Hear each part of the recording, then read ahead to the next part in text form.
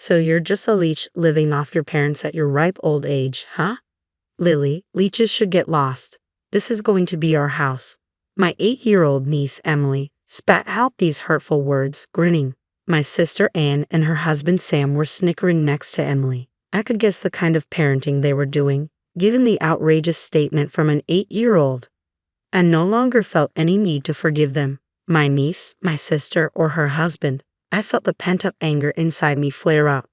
My name is Lily. I live with my parents at our family home. I used to live on my own, but I moved back home because I was worried about my aging parents. I love my work and I'm not at all interested in relationships. I never intended to get married, and one of the reasons I decided to live at home was to cherish the time I had with my parents. My dad was a chef and he's really good at cooking. Even after retiring, he cooks for us at home, and I always look forward to meals. Having lived alone, I miss my dad's cooking, which is one of the reasons why I returned home, but that's a secret. When I decided to live with them and support the household, my mom retired from the part-time job she'd held for many years. She was hesitant, but I suggested it might be the right time. Both my mom and dad had been doing a lot of standing at their jobs and had sometimes thrown out their backs. I convinced them to quit their jobs, telling them there was no need to push themselves since I was supporting the household. I'm a mess outside of work and I'm not good at housekeeping, so I appreciate that my parents are at home doing chores. It's a win-win relationship between my parents and me. Disrupting the stable life are my sister Anne, her husband Sam, and their 8-year-old daughter Emily. Almost every week, they show up at our house uninvited, driving 30 minutes for a free meal. Anne justifies their visits by saying it helps them save on food expenses. Raising the child is costly, and Sam neither denies nor hides this. They would eat the meals my dad cooked as if it was their right and leave without even cleaning up. This routine has become their weekly habit. It might have been tolerable if they just came, ate, and left. But Anne's other behaviors were unacceptable. Every time before leaving, she would scrounge around our house, taking items she thought she could sell on an online flea market app. As a result, I've had to hide my accessories and imported clothes in the back of my closet. On top of that, she rummages through our fridge, taking food without asking. When I confronted her, saying this would be considered theft if she were a stranger, she dismissed me, saying, "You wouldn't understand, Lily. It's tough to run a household when you're married." But Anne isn't the only selfish one. Emily, who takes after her mother, has become increasingly like her as she's grown up. "Ew, this is gross." Emily made a sour face at the meal my dad had prepared. Neither Anne nor Sam scolded her. My dad, a retired chef who takes pride in his cooking, would never make anything that tasted bad. Yet Emily complained, "I can't eat this. It's disgusting. I want cake." When Sam heard Emily's demand for cake, he turned to me and asked, "Do we have any cake? Emily seems to want some." I couldn't help but frown and respond, "Ha." Sensing potential trouble, my father quickly stepped between us, apologetically saying, "Sorry, we didn't prepare any cake. Did you not enjoy today's meal, Emily?" Emily remained displeased. "Oh, Hisiaki, I only want to eat sweet things. Desserts are the best. I don't want to eat Grandpa's food."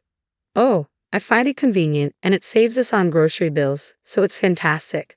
But if Emily says so, we have no choice." "Dad, Mom, please prepare some sweets and cake for Emily next week," Sam said.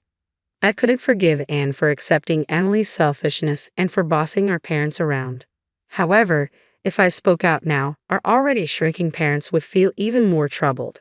I pitied my parents, unable to complain as Anne's family left as usual after looking through our house. I couldn't believe their audacity, behaving that way just because it's their parents' house. It was unforgivable. My mother apologized, blaming herself for not having the cake ready, while my father quietly disposed of the leftover food meant for Emily. It pained me to see my parents act this way. The next week, I debated whether to ask Anne and her family to stop visiting, only to have them show up at our door once again without warning. They walked in as if it were their right, asking, "Is dinner ready?" Emily complained about the cake my mother had bought, insisting she wanted one with more strawberries. Sam took charge of the TV remote without asking. Watching my sister and her family act so entitled left me stunned. While my father's cooking was served, Anne and Sam enjoyed their meal, chatting and sharing a bottle of wine. Emily, unhappy with the cake and refusing to eat her dinner, played games on her phone, remarking, "Grandpa and Grandma are really useless." desperate for them to leave, and suddenly chirped, "Oh, by the way, we've decided to move into this house starting next week." Huh. My voice echoed with surprise, and it seemed my parents, equally taken aback, hadn't heard this before. Sam chimed in to support Anne's announcement, saying, "Driving here every week is a hassle. Living together will save on groceries and rent." Struggling to find my voice, I finally objected. "Wait a minute, this is sudden. We don't have enough rooms, and you're planning to live here without contributing financially. That's presumptuous." Anne and Sam's faces twisted at my words, but it was Emily who spoke up first. "Lily is just a leech living off her parents. Leeches should leave. This will be our house," she said smugly, earning stifled laughs from her parents. I couldn't believe an 8-year-old could speak like that. I was stunned that Emily, at such a young age, called me a leech. It seemed clear that Anne and Sam had influenced her to see me in such a negative light. "No, Emily, don't say that. You'll hurt Lily's feelings," Anne interjected, trying to defuse the situation. "I don't want to live with Lily. I want her gone by next week. It's embarrassing to live with a parasite. What if my friends find out?" Emily stared at me disdainfully, with Anne and Sam chuckling beside her. Anger surged through me after enduring their behavior for so long. "All right, I will leave by next week, as you wish," I replied calmly. Anne's family seemed pleased with my answer, laughing as they always did without offering to help clean up. My parents looked terrified at the thought of living with Anne's family, but they seemed relieved when I suggested a solution. There was so much to organize before Anne's family moved in. With my parents' help, we got everything in order, and it was a great relief. The house was cleaned and prepared just as Emily had requested. The day arrived when Anne's family was supposed to move in, and I busied myself organizing in my new place. I missed my old house where I had lived for so many years, but the new place was nice, and I felt a sense of relief knowing that I wouldn't be irritated every time Anne's family visited. While I was engrossed in cleaning, my phone rang again, showing numerous missed calls from Anne. I picked up. "Lily, why didn't you pick up earlier? There's a problem with our house," Anne cried. "Well, it's my house actually. I've already demolished it," I said, half jokingly. Anne screamed, "What have you done?" I could only imagine their shock when they arrived to find the house in the midst of demolition. You see, when I had moved back to support my parents, the house was transferred to my name. It was my decision to demolish it. I felt it was better to knock it down than let Anne's family take it over. The house was old anyway, and my parents agreed with my choice. I wanted my parents to enjoy their retirement, so I took care of all their expenses. Emily's comments about me being a parasite were therefore completely misguided. I explained all of this to Anne. "You and Emily have said a lot of hurtful things about me. It's not right to teach your daughter to behave like that. It would be unfortunate if Emily ended up following your example," I told Anne, my voice laced with sarcasm. She appeared more shocked than remorseful. After selfishly criticizing me, she came to me almost in tears, asking, "What should we do? We've already ended our lease and moved out of our previous house. We'll be homeless. Emily is only 8 years old." "Maybe it will teach Emily a lesson about facing challenges," I replied casually, continuing to clean. Anne started crying. "How can you be so heartless?" I thought that should be my question. Who was it that insulted me repeatedly through their words and through their daughter? I asked her. "I'm sorry, I'll make Emily apologize too. Please, just for tonight, let us stay in your new place," Anne begged. "No, I can't do that. Both Mom and Dad are afraid to see you now. Your negativity always upsets them. They love our new home, and I won't let you ruin our happiness. I'm hanging up now. I'm busy," I said firmly, ending the call. Wait, please." Anne was still yelling, but I mercilessly hung up the phone. Afterwards, Anne kept calling numerous times, but I ignored her. It seemed like she also tried to reach out to our parents, but they too ignored her calls. Eventually, the relentless calls stopped. Presumably, Anne and her family managed to find a place to stay. When I wondered where they went, my mother explained the situation to Dad and me a few days later. Apparently, Anne had been sending messages to Mom via text only. It seems she's now staying with Sam's parents. Sam's mom, Anne's mother-in-law, is a very strict woman when it comes to rules and manners. Anne disliked her and appears to be struggling living under the roof of such a stern mother-in-law. Emily, too, who used to be spoiled rotten, seems to be learning a lot from this strict mother-in-law. There's no doubt she would have grown into a terrible adult if she continued her old ways. So, in retrospect, this seems to be a good thing. It may be tough on Emily, but it's unavoidable. I hope she'll manage to become a well-mannered grown-up. It seems Anne and Sam were more broke than we imagined. Sam was a fan of gambling, frequently squandering his money on various bets, and wasn't against gambling and didn't stop him, even enjoying it with him at times. However, they accumulated a substantial amount of debt due to their gambling. In order to repay this debt, it seems that they wanted to live with our parents. I was dumbfounded by how audacious their reason was. Sam ended up returning to his parents' house but reportedly disappeared after a few days. Whether he ran away of his own accord due to being chased by debt collectors or was forcibly taken away to work was unclear. Regardless, since he left a note saying, "I'm leaving home, please don't search for me," the police treated it as a case of him simply leaving home. Anne, without any savings, is now apparently working multiple jobs from dawn to dusk. She's sending daily messages to Mom about her hardships, but it seems Mom has no intention of helping Anne. "We raised her that way, but I think this is a necessary trial for her," Mom said. "For your information, our parents and Sam's parents are on good terms and frequently communicate." When Mom apologized to Sam's mom for the trouble caused by Anne and Emily, Sam's mom energetically responded, "Having these kids who are worth educating has added some spice to my life. I apologize for the trouble my son caused. As an apology, I'll make sure to educate my daughter-in-law and granddaughter well. Anyway, my parents and I are relieved to have cut ties with Anne and her family. We're relishing the fact that we can now spend our days without the constant dread and annoyance." Dad, who had lost some confidence in his cooking after Emily's criticism, is now joyfully showing off his culinary skills. "Thanks to our new house with a spacious kitchen, I've always loved Dad's cooking, and every time I say, 'delicious,' he seems more motivated to cook." Mom, who used to get exhausted every time Anne's family visited and lost the energy to go outside, is now often going out since we moved. She joined a local club and resumed her old hobby of painting. My mom's forte is watercolor painting. She's always joyfully crafting her artwork under the gentle guidance of her teacher. Recently, she's been heading out to the park, sketchbook in hand, to draw various objects and scenes. We're eagerly looking forward to the upcoming exhibition by the art club my mom is a part of, and we plan to attend. My life continues as it always has, busy but enjoyable as I continue doing the work I love. The constant nagging from my sister and her family has finally ceased, reducing my stress levels significantly. It wasn't until I felt this relief that I realized just how much stress they had been causing me. It's refreshing to remember just how bright and cheerful I can be. My parents are aging, but they are enjoying their lives now, which makes me happy. Even if they eventually need care, our home is equipped with accessibility features, making caregiving easier. "Lily, thanks to you, we are so happy. We truly appreciate it," my mother often says. My father echoes her sentiments with a warm smile. Indeed, my devotion to my parents was born from a desire not to have regrets when the inevitable separation comes. However, seeing them so pleased is the greatest reward. I want to continue living this slow-paced, warm life and will do what I can to ensure our daily lives remain this way. My in-laws were drunk at the wedding, but they didn't care even though people were whispering about them. They started yelling at me.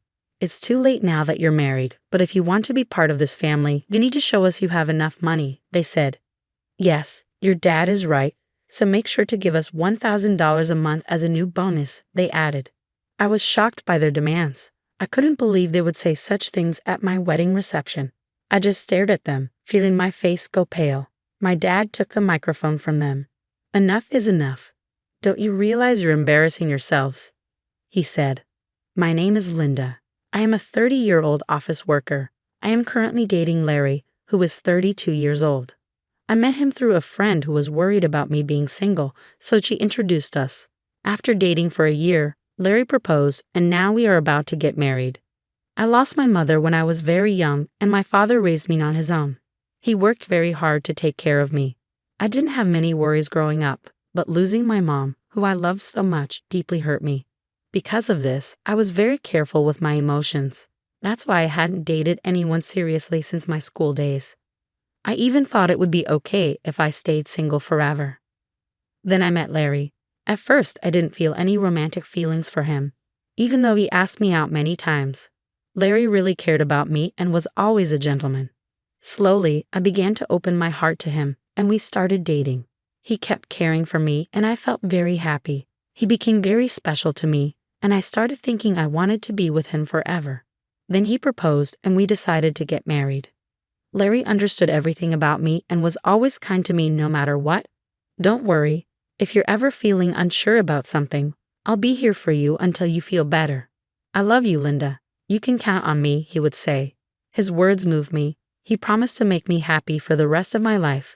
Just being with him warmed my heart. If he cared that much for me, I thought I should do the same for him. When I told my father that we decided to get married, he was so happy that he cried. Wow, Linda, you're finally getting married. I'm so happy for you, he said. Oh, Dad, you're being dramatic, I joked.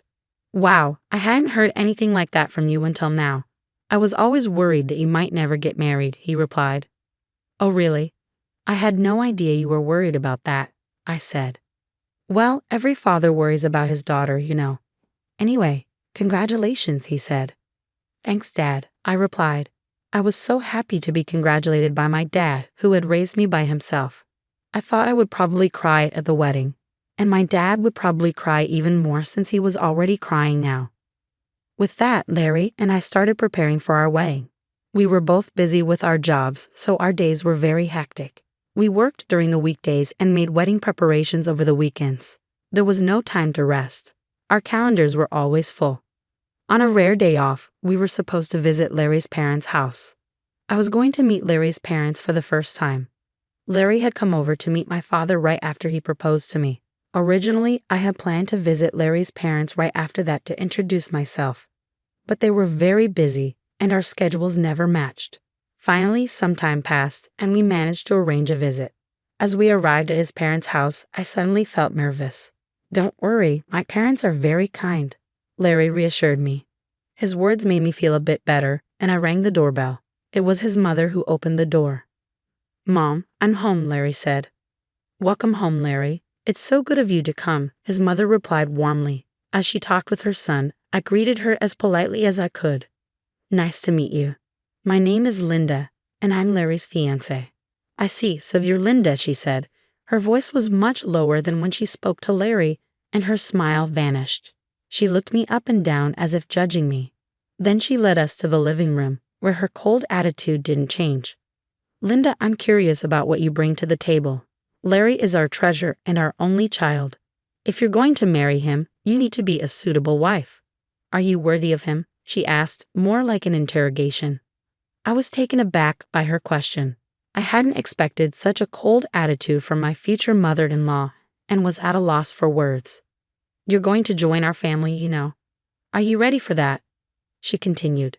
True, marrying Larry meant joining his family. But it's not like Larry's family were the Kennedys or some well-known high society family. It's not like I was marrying into a royal family. Why was I being asked to make such a commitment? Besides, I wasn't even going to live with them. I don't like being pressured with questions like these. As I was trying to figure out how to respond, his mother seemed impatient with my slow reply and scolded me harshly. When I ask you a question, answer me right away. You're so rude, she snapped. I'm asking if you're ready for this, she continued, raising her voice. Despite feeling overwhelmed, I managed to say, I hope that Larry and I will support each other in our marriage. When I said that, his mother was not convinced. What a naive thing to say. You aren't just going to support each other. You are supposed to support Larry. It's your job as a wife to support your husband. You don't even understand the basics, she criticized. Then Larry's father, who was sitting next to her, intervened. Honey, calm down. Sorry about that, Linda. You must have been startled by my wife's words, he said, trying to ease the tension. It's all right, I replied, trying to remain calm. His mother is very protective of her only son. Maybe she was just nervous and spoke without thinking. Just then, Larry's brother walked in. He spoke in a quiet, calm, and gentle tone. He seemed like a kind man, which gave me a moment of relief, but that relief was short-lived. With a smile on his face, he said the most unexpected thing. What my wife says is actually justified. What concerns me the most is that you come from a single-parent family.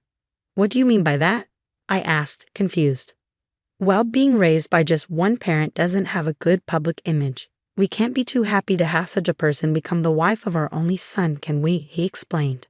Hold on a minute, I said. unable to let this comment slide. What is wrong with being raised by a single parent? My father worked very hard to raise me by himself.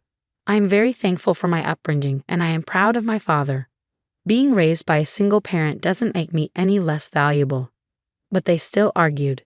Since you were missing one parent, you couldn't have learned how to be a good wife, do housework, and such. I responded, I did a lot of housework to help my father. I can also cook pretty well, so please don't say that. Despite my response, Larry's mother ignored what I said and finally stated, I will allow you to marry Larry, but in exchange, you must promise to devote everything to us because we are Larry's parents. Can you promise me that? I was shocked. What?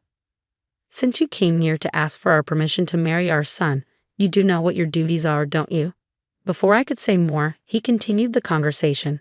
I found that my in-laws had completely taken over the conversation, giving me little chance to respond. That night, as I thought more about the marriage, I decided to share my feelings with Larry. Say, Larry, do your parents always talk to people like that? What about it? Larry seemed unfazed. I was surprised that Larry didn't see anything wrong with what his parents had said to me. Well, I mean the way your parents spoke to me and what they said, I tried to explain. Oh really? Well, they were just talking about whether you were ready for this marriage. I get that your parents are worried about their son's marriage, but I feel like what your parents were saying was a bit too much. Really? Why is that? My parents didn't say anything wrong. Besides, they've given us permission to get married, so don't worry about it. That's true, but I felt uneasy that Larry seemed to side with his parents more than with me. That was very troubling. I guess he realized I was feeling unsure because he gave me a hug. Linda, you don't have to worry so much. My parents are just a bit upset because their only son is getting married, he said. He spoke as if he didn't fully support me. It's all going to be fine. Don't overthink it. I'm sure they just want what's best for us. They want us to be as good of a couple as they are. That's why they were a bit harsh. Oh really? I replied, like he said maybe his parents have high expectations for us. But even if that's the case, I don't think it's right for them to belittle me because I was raised by my father. I don't think people who say such things make a good couple. We are the ones getting married, and we should be the focus, not their approval or disapproval.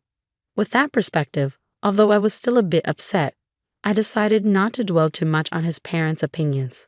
Then the day of the wedding arrived. We had many guests, including our relatives, friends, colleagues, and bosses. I walked down the aisle with my father, who had raised me all my life.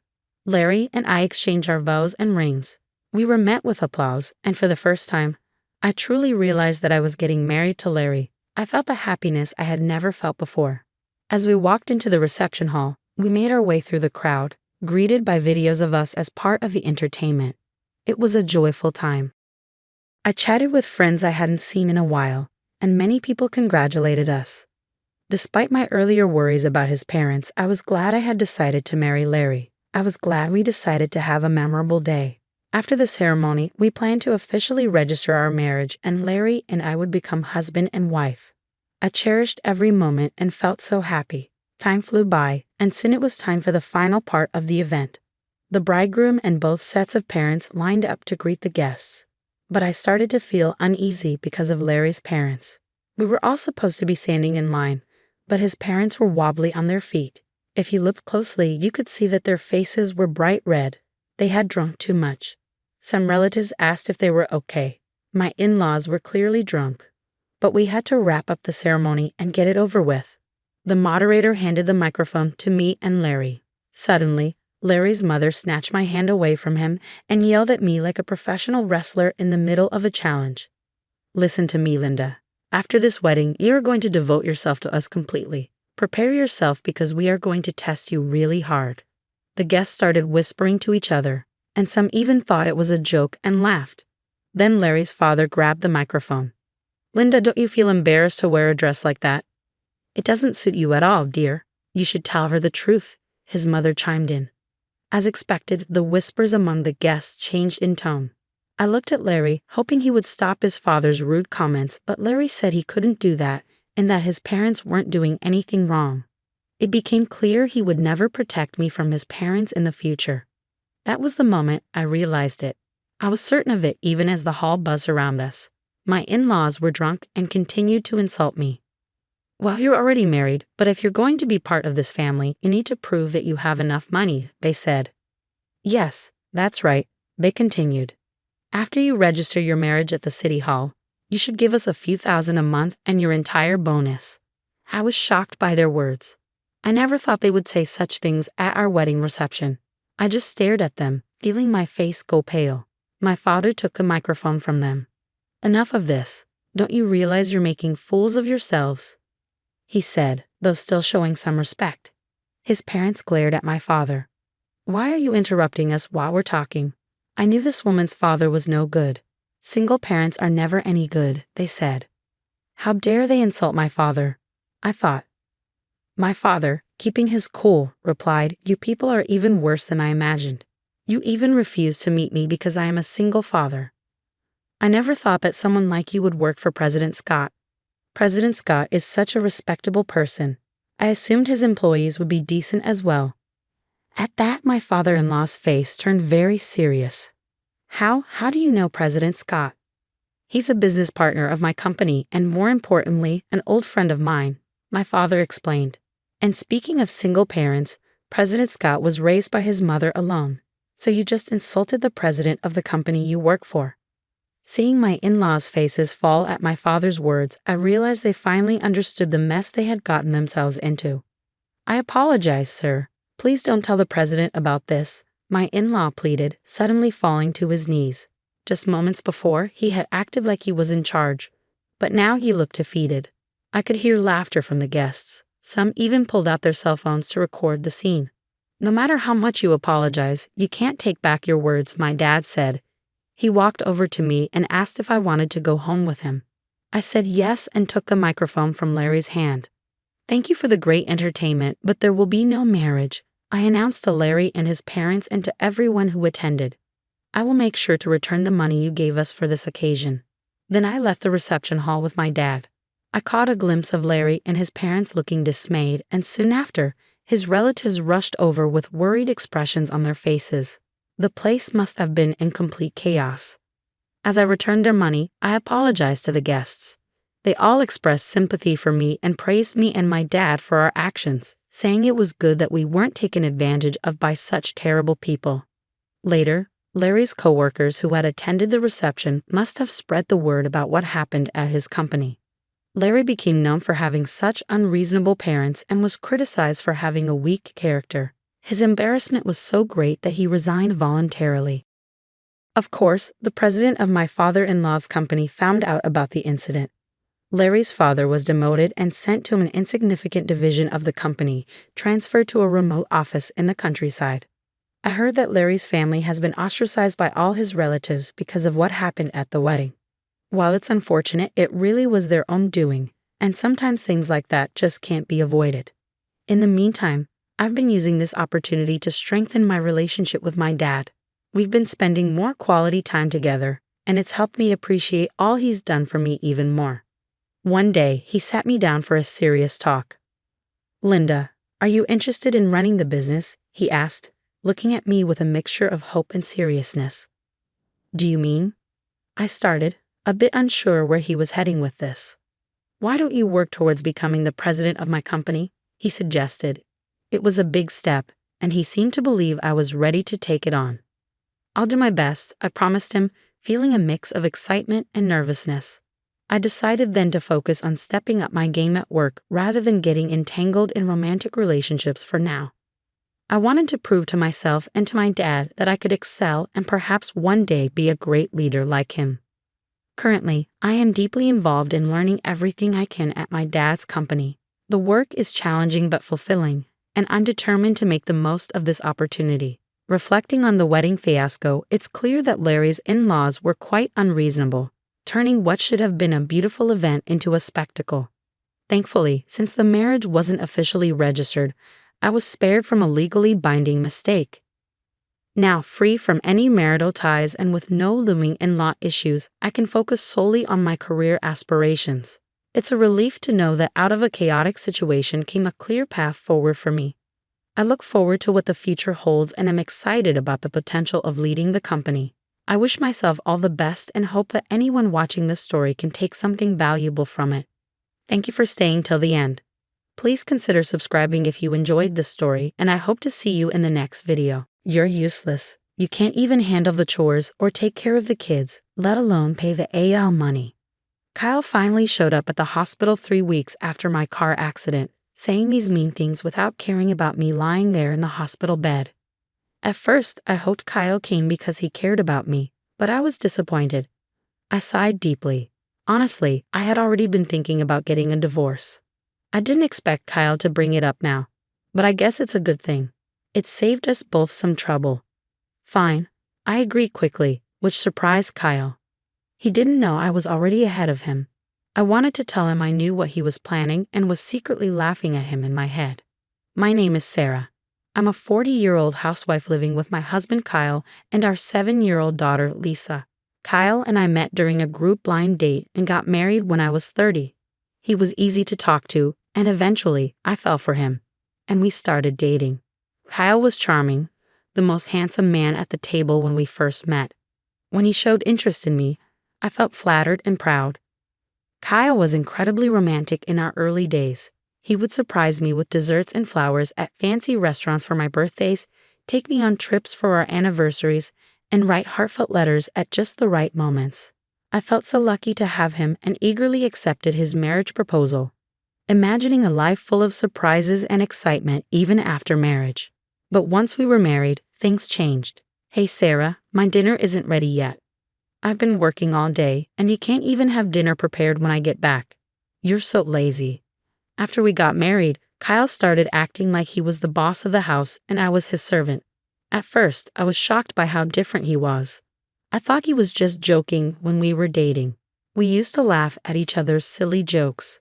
We imagined a sweet life where we'd call each other cute nicknames and stay lovey-dovey even after having kids. But he wasn't joking. He really treated me like a servant. At first, I laughed it off, thinking he was kidding. But then I realized he was serious. He actually saw me as his caretaker, and that scared me. After we got married, I had to quit my job, and we depended on the money Kyle earned. I was afraid that if I didn't do what he said, he might cut me off financially, so I felt trapped. Honestly, Kyle's income wasn't great. I made more money when I was working. Kyle only finished high school and kept changing jobs. He never stayed at a job for more than a year or two. It seemed like Kyle felt insecure about his background and took out his frustrations on me. I'm sorry I got delayed with some errands, I told him once. Don't make excuses, just hurry up and make it, Kyle replied, sitting down with a cold beer. This became a common scene, but each time I sighed and started cooking. My marriage made me miserable, but I managed to get by. The following year, our daughter Lisa was born, and my days became even more difficult. As expected, Kyle didn't help much with Lisa. However, he would spoil her by buying her any candy or toy she wanted. I tried to raise Lisa properly, so I scolded her when needed, which made her cling to Kyle even more. Lisa, you like Daddy, don't you? Kyle asked her once. Yeah, Daddy is cool. I love Daddy, Lisa replied. I knew it. I'm super dad, Kyle said, looking at me smugly. It was frustrating, but I couldn't help feeling glad that Lisa loved her father. I just sighed again. Despite spoiling her, Kyle never attended any of Lisa's kindergarten events like sports festivals or recitals. You know, there's a parent-child race at Lisa's sports festival. Could you participate? I asked him. Huh? Why me? You're free that day, you do it, he responded. But the sports festival could be a great time for us to bond as parents. It's on a holiday, so you won't have to work, I said to Kyle. Shut up. We're already close enough. Maybe you should work on your relationship with Lisa. She thinks you're mean, you know. You might want to fix that, Kyle said, laughing as he left for work. He called himself a super dad, yet he never showed up to school events. I worried that Kyle's habit of being easy on himself but hard on others might influence Lisa. He continued to leave all the housework and childcare to me and was lazy at home. Now Lisa is 5 years old and ready to start elementary school, but Kyle was still jumping from job to job. He had just quit his factory job last month and moved to a food and beverage company. I'll be working weekends at my new job since it's in the food industry, he said. Looks like we'll hardly see each other then, I replied. Can't be helped. It's work, he said. Honestly, I was relieved because I was tired of Kyle ordering me around on weekends. Now, I wouldn't have to be nagged by him to clean the floor or serve meals quickly. But if Kyle was out on weekends, Lisa would be sad. It's better for kids to spend holidays with the whole family. I have work, so please let Lisa know, Kyle said. I couldn't really argue with Kyle since he was the one bringing in the money. Reluctantly, I went to tell Lisa. I'm sorry, but Daddy won't be able to go out with you on his day off, I said, frowning, thinking she would be upset. However, contrary to my expectations, Lisa seemed unconcerned. It's okay. If you're okay with it, then it's fine. You know he's not going to be here on all weekends, right? Daddy has been smelling strange lately, she said. A strange smell? I asked, puzzled. Lisa nodded and went back to her room. What on earth was she talking about? I've been so busy with housework and taking care of our child that I hadn't noticed much about Kyle lately. Our marriage was not like it used to be, and I tried to avoid being around Kyle to keep things calm. The strange smell Lisa mentioned might be from the factory, I thought. Factories often use special solvents, so it made sense that Kyle could come home with a weird smell. If that was the case, the smell would probably go away soon. Kids are really honest, which is what makes them so endearing. Despite what he said, Kyle started leaving the house early in the morning even on his days off, which was odd. He also left every weekday. If he was working weekends, he should have a day off during the week. He left without saying anything to me, so I couldn't tell if he was going to work or not. I became curious about what he was doing, leaving so early even on his days off. One day, I asked Kyle, "You seem to be going out every day off. What are you doing?" Kyle looked confused for a moment, then answered in an annoyed tone while scratching his head. "I'm working. I go to work voluntarily." "Really? But you should take care of yourself, or your body won't hold up," I replied. "Shut up. Don't complain about my job," Kyle snapped back. I didn't understand why he got so angry when he often complained about my housework and child rearing. I didn't believe what Kyle said. There's no way he, who usually avoids trouble, would go to work voluntarily on his days off. I knew this from watching him closely over the years. If he was that passionate about work, he would have stayed at his previous job longer. I also started paying attention to the strange smell that Lisa mentioned. Indeed, Kyle came home with a sweet, strong fragrance. This strange smell was not from the factory. Why hadn't I noticed this before? I blamed myself for being so naive and vowed not to make the same mistake again. From then on, I decided to watch Kyle more carefully, especially on weekdays when he said he was going to work. He seemed to wake up an hour earlier than usual and took extra care grooming himself. He appeared to be in a good mood on those days, which varied from week to week, sometimes on a Monday, sometimes on a Thursday. But it was clear that Kyle was happy on those days when he left the house. I went into his room to look for any clues. I felt like a detective searching a house. Since I always cleaned Kyle's room, I knew it well and didn't feel bad about snooping around. If Kyle had hidden anything, it would be in a place not easily seen. I searched carefully under the desk and bed. Finally, hidden in a candy tin in the closet, I found a bunch of letters. What were these? All the letters were from the same person named Patricia. They had been sent through the mail, the oldest letter from 4 months ago and the newest from yesterday. As I read the letters, I saw phrases like, "I regretted when we broke up, but now I really love you, and I want to go back to the time when I was with you." It sounded like something a lovesick teenager would say. At first, I thought maybe Kyle's ex-girlfriend was sending these letters on her own. But then I read a line that worried me. "I'm glad you like me again. I'm looking forward to our next date."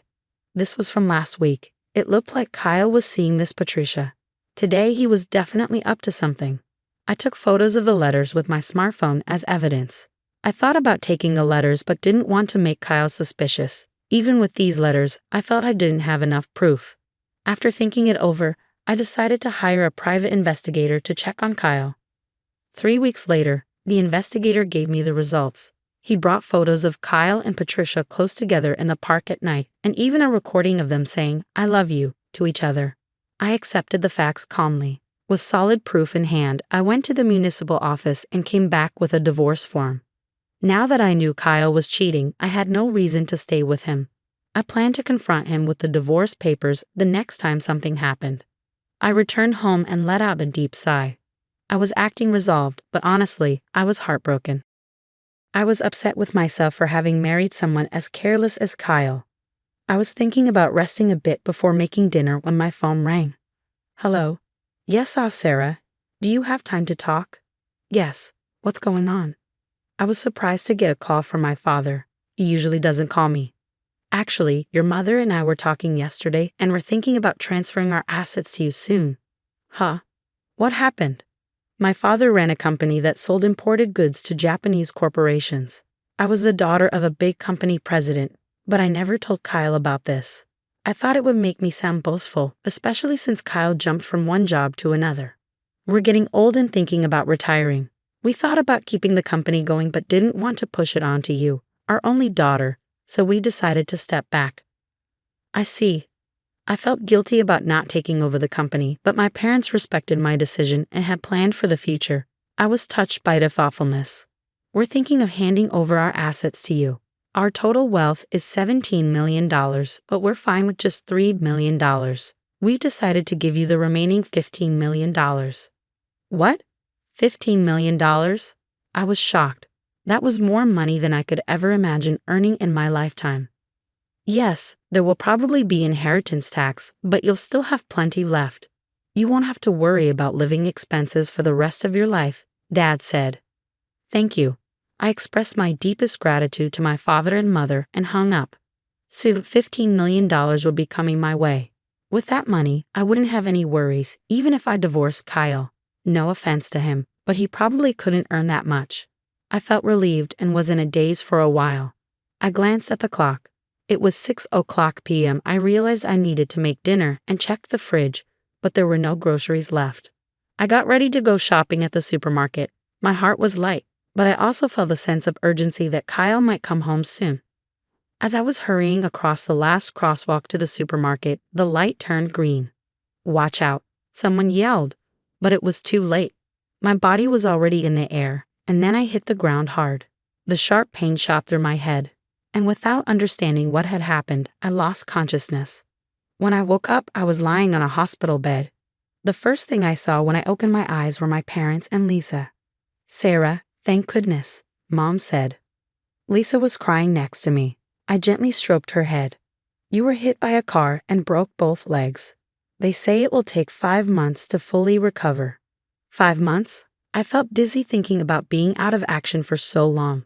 From that day on, I was stuck in a wheelchair. Although the nurses took care of me, I felt frustrated and annoyed because I couldn't use my legs. During my stay in the hospital, my parents and friends visited me. My parents were taking care of Lisa now since Kyle was always at work. I thought that was better for her. I was glad everyone visited, but Kyle never came.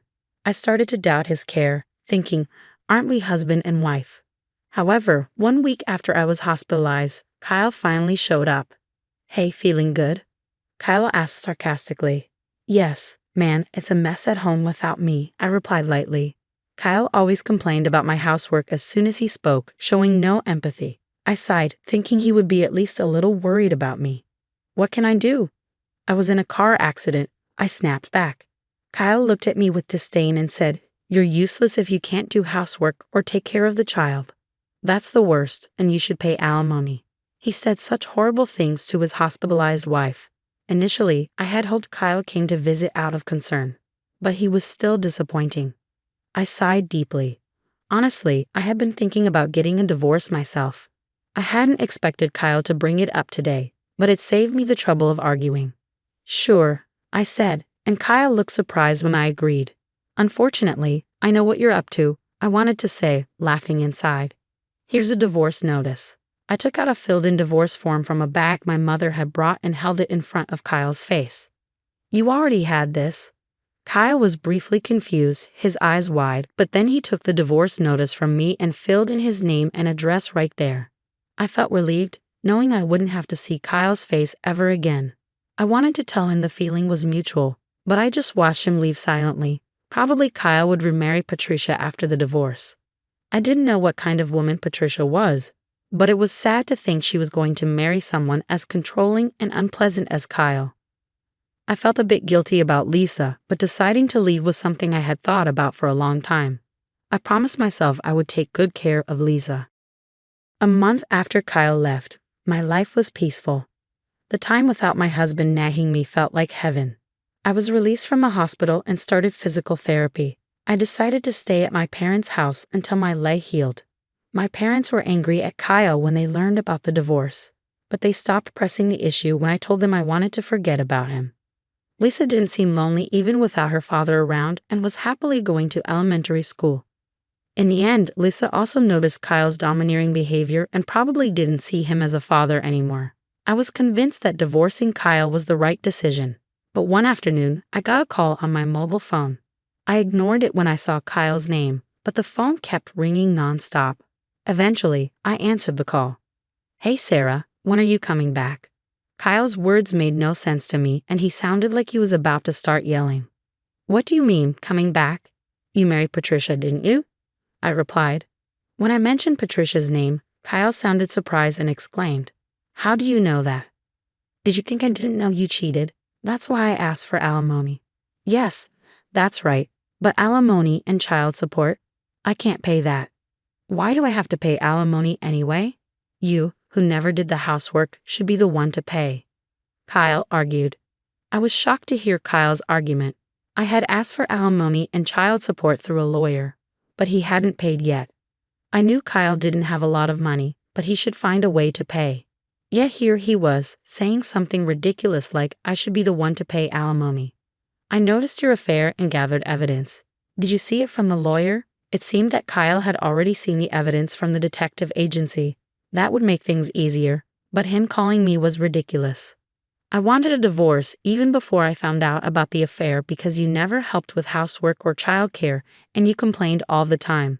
I'm not your housekeeper, you know, but it's good you're married now. You have someone else to look after you." But here's the thing, Patricia can't do housework. Before we got married, she said, "Leave everything to me." But once we got married, her cooking is terrible and she doesn't clean. I would have been better off with you. Marry me again.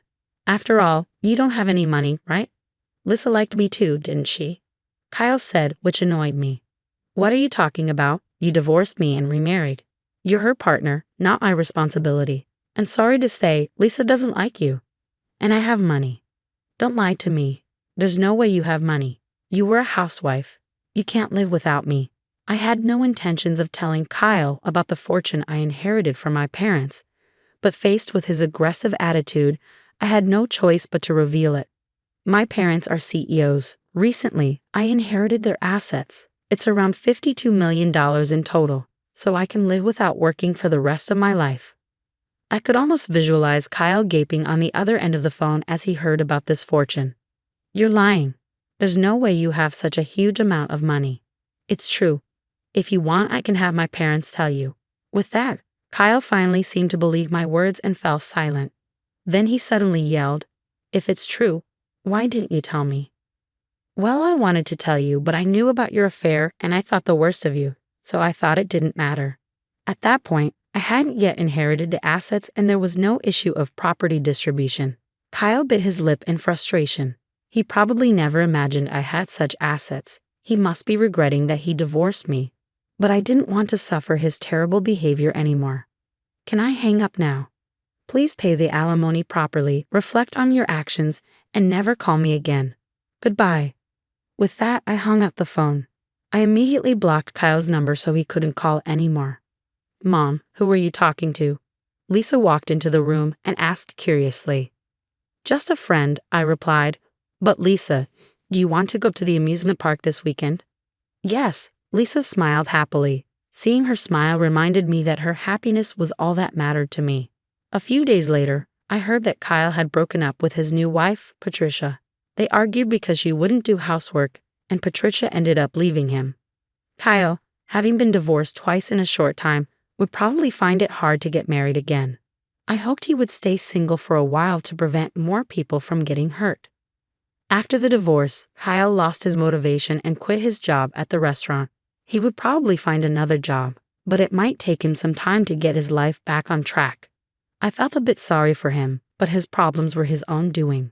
I blocked his calls so he couldn't ask me for money, and I avoided places where we used to go together. In my life, Kyle had virtually disappeared. Eventually, Kyle paid the alimony but ended up in debt. I don't know how he'll manage, but I hope he learns from his mistakes. I'm still living comfortably at my parents' house. They told us we could stay as long as we like. After my legs fully healed, I started part-time work at a local flower shop. Even though I don't need to work, I find it better to be active and leave the house. I work hard on weekdays and spend weekends having fun with Lisa and my parents. I feel more joy in life than before and want to keep living happily with the people I love. I cherish these happy moments, especially when I see Lisa's smile. There's no mistake in our reservation for 7 people. I'd appreciate if you could prepare a separate seat for this lady who isn't included in the count. Elizabeth, my husband's mom, often made bold requests, teasing me. But today might be different because I know a secret she's hiding, and I plan to reveal it at our family gathering. I'm Natalie, 28 years old, and I work as a chef. I met my husband George at the restaurant where I work. He runs a long-standing electronics store in the city, passed down through his family. Sadly, his father, who ran the store before him, passed away last year.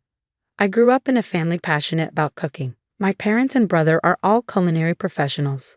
Surrounded by this environment, I learned a lot about cooking from a young age. Thanks to this and my talent, I graduated top of my class from culinary school. I used to be confident in my cooking skills, but marrying George made me doubt myself.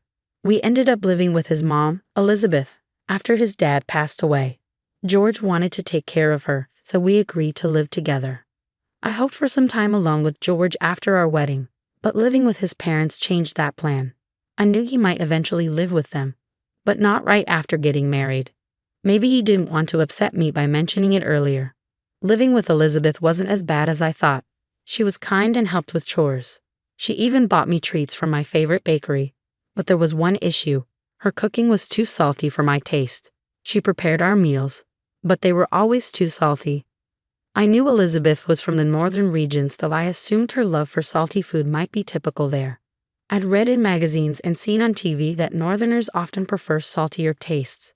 However, I knew it wasn't true for everyone, like my colleague at work who's also from the north but likes lighter flavors. Elizabeth's cooking didn't match what I expected. Her dishes were much saltier than what I'd heard or what my colleague liked. Her stew, for example, had such a strong sauce that it overpowered the natural colors of the ingredients. It felt like eating pure sauce sometimes. Elizabeth would encourage me to eat more, saying that if the food wasn't flavorful enough, it wouldn't be satisfying. I'd often wonder if this was the standard taste. Once my husband mentioned that the dish seemed lighter than usual, and Elizabeth said she adjusted it to my liking. But even then, I found it too salty. I couldn't help but think, this is considered light. I was shocked by what happened next. Eating Elizabeth's heavily seasoned food every day seemed to dull my taste buds. I started doubting my ability to taste properly, especially when cooking at work. Luckily, the head chef did the final taste checks, so it didn't affect the dishes much. But it worried me a lot. To deal with Elizabeth's cooking, I started making my own breakfast before she woke up. It helped me keep up at work, but it made her cold towards me. She started ignoring me when I greeted her in the morning. One evening, I asked her opinion on a dish I'd worked hard on. She questioned if I'd seasoned it right, saying cooking basics were important. She added more sauce, saying it needed more flavor. It made me feel like she thought I was being arrogant about my cooking skills. But I was just worried about health issues. I couldn't shake the feeling that there was a reason behind Elizabeth's sudden change in behavior. My husband has 2 older sisters who welcomed me warmly into their families from the start of our marriage. They even offered to help if I ever had any problems with their mother. Their support made me feel valued even though we were just getting to know each other. Their husbands were also friendly, which added to the family's warmth. Especially Emily, who has a delightful 5-year-old daughter. We were preparing for her big birthday celebration, and I happily agreed to help with the food. The table was filled with a variety of dishes, each colorful and inviting. Emily praised the spaghetti I made, saying her daughter loved it. Her appreciation made me really happy. She even thanked me for the delicious spaghetti with sparkling eyes. Emily also shared a stew she made, which she was a bit shy about. She encouraged everyone to try it, especially her daughter. Emily's daughter frowned and refused the spicy stew, saying it made her mouth burn. She asked for more water after trying a bit, but her glass emptied quickly. Then she commented that her mom's cooking was usually heavy on seasoning, and today's was even more so. Her mom got angry and stormed off, ending the party abruptly.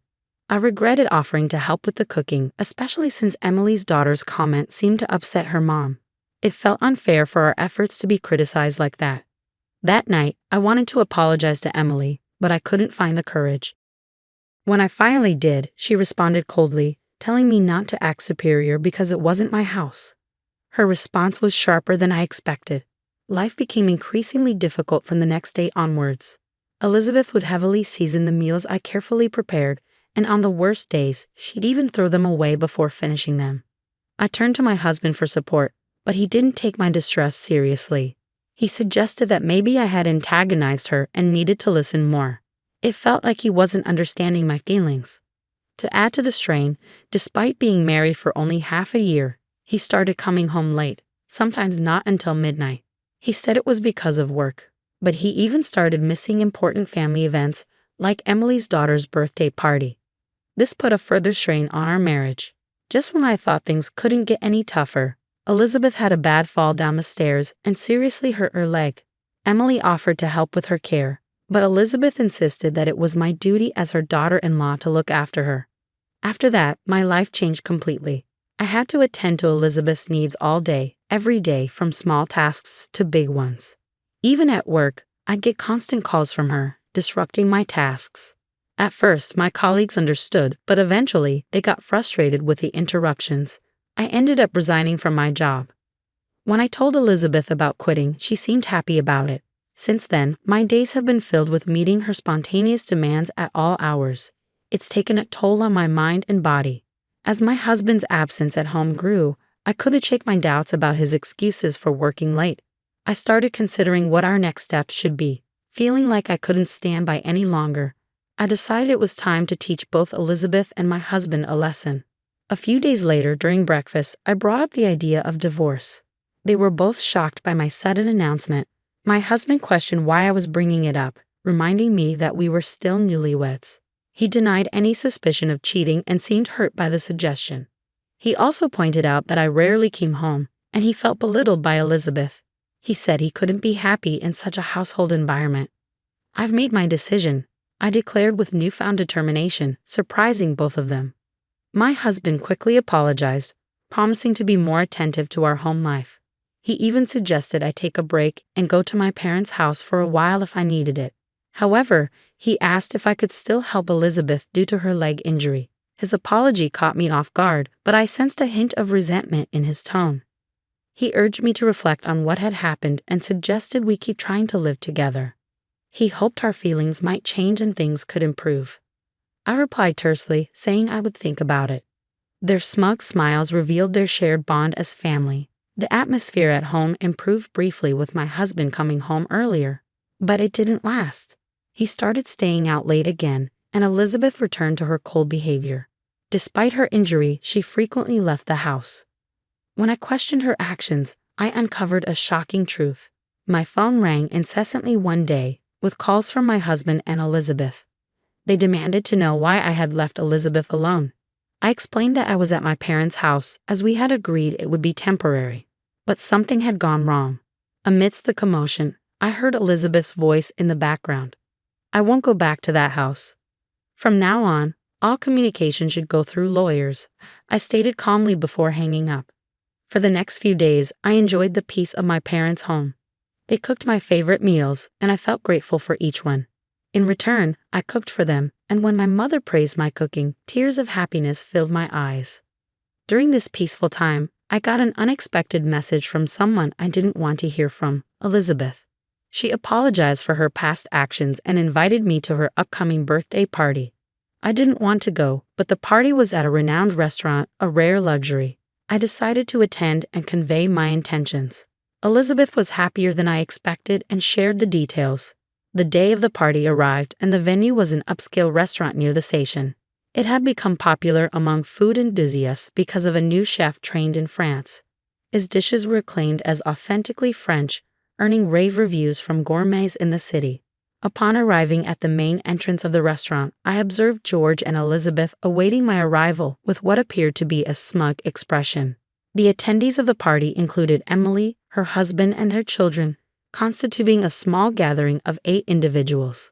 Notably, the topic of divorce had not been disclosed to the attendees at this juncture.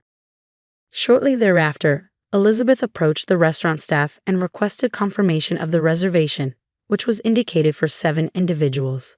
She subsequently requested a separate seat for me, indicating an implicit acknowledgement of my presence.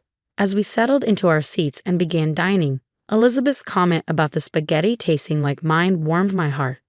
Then, George mentioned how the restaurant's dishes had improved since the new chef arrived, especially recommending a forthcoming meat dish. As we eagerly awaited the arrival of the anticipated meat dish, delicious smelling plates kept arriving at Emily's table. However, George and Elizabeth hadn't received anything yet. Elizabeth's frustration became apparent as she loudly questioned why their food was taking so long, drawing glances from nearby diners. The waiter apologized, explaining that the chef was preparing something special for them, which was why it was taking longer. He asked for their patience a little longer. Despite Elizabeth's annoyance, there was a flicker of satisfaction on her face, knowing they were receiving special treatment. Soon, footsteps from the kitchen caught their attention. Their expressions froze in surprise as I emerged, dressed in a chef's hat and apron. "Natalie, why are you dressed like that?" Elizabeth questioned, while Emily and her husband seemed to enjoy the surprise. I smiled gently and placed the specially arranged dishes before them. "I've prepared a special menu just for the two of you," I announced as I placed the dishes before Elizabeth and George. Elizabeth's plate held a beautiful black lump adorned with a rich sauce, which I further enhanced with a topping. Seeing Elizabeth's surprised expression brought me satisfaction. For George, I presented a dish adorned with various delicacies, each shining brightly. I also provided a special sauce for him to try. Emily's daughter laughed cheerfully, appearing surprised yet intrigued by the unique service. However, George and Elizabeth reacted with anger. "This is unbelievable. I've never seen such inappropriate service. Call the manager," George demanded. I calmly replied, "I'm the person in charge here. Is there a problem?" Elizabeth joined in, accusing me of allowing disrespectful service and threatening to sue. "Feel free, but we're also considering legal action for the disruption you've caused," I responded firmly. "How dare you?" Elizabeth exclaimed in disbelief. It turned out that they were frequent visitors to the restaurant and were known for their demanding behavior and constant complaints. The staff had already viewed them as problematic customers until now. "Considering our familiar relationship, we've treated you with leniency. But now that Natalie has chosen to distance herself from you too, we will treat you impartially. Is that okay, Natalie?" the person in charge, who turned out to be my brother Peter, asked me. "Of course," I replied. Peter, Elizabeth, and George were utterly stunned to realize that the person in charge of the renowned restaurant was my brother. In reality, the restaurant's success was a result of Peter's diligent management and hard work. They had not been informed of this fact. Despite not attending our wedding due to work commitments, Peter had sent a generous gift. He had never spoken with Elizabeth or George before, but he remembered their faces from pictures he had received from family gatherings he couldn't attend. "I couldn't go to the wedding, so I wanted to say hi when you came to visit, but every time you guys seem too busy with your friends," Elizabeth told George and Emily. They looked surprised. "We didn't know. Can you tell us more?" Emily asked, trying to sound happy, but her eyes showed she was serious. "We actually came here to eat with some store owners from the town's market. It's popular now to eat at these new restaurants," George explained. Just then, a waiter came up. "You forgot this last time you were here," he said, handing Elizabeth a shiny earring. "You often eat here with guys who wear earrings. Isn't that risky?" I was surprised by Emily's question but laughed. "Well, it's not exactly like that. He's secretly dating a woman who works at the flower shop across the street." George looked shocked. "How did you find out?" "A few weeks ago, I felt suspicious and hired a detective. They took photos of him having dinner with her here and even going into a hotel together. To be honest, I don't think it was a good idea for you to marry her. I'm planning to get a divorce. Just be ready for that," George said, speaking openly about divorce for the first time. For me, it wasn't a surprise. I had expected it. Just remember to pay the alimony. "Don't worry. I recently made a big business deal, so I'm financially stable now. I'll happily pay all the alimony," George assured. That reassured me. "Now about you, Elizabeth. Elizabeth, who had been listening quietly, suddenly spoke up.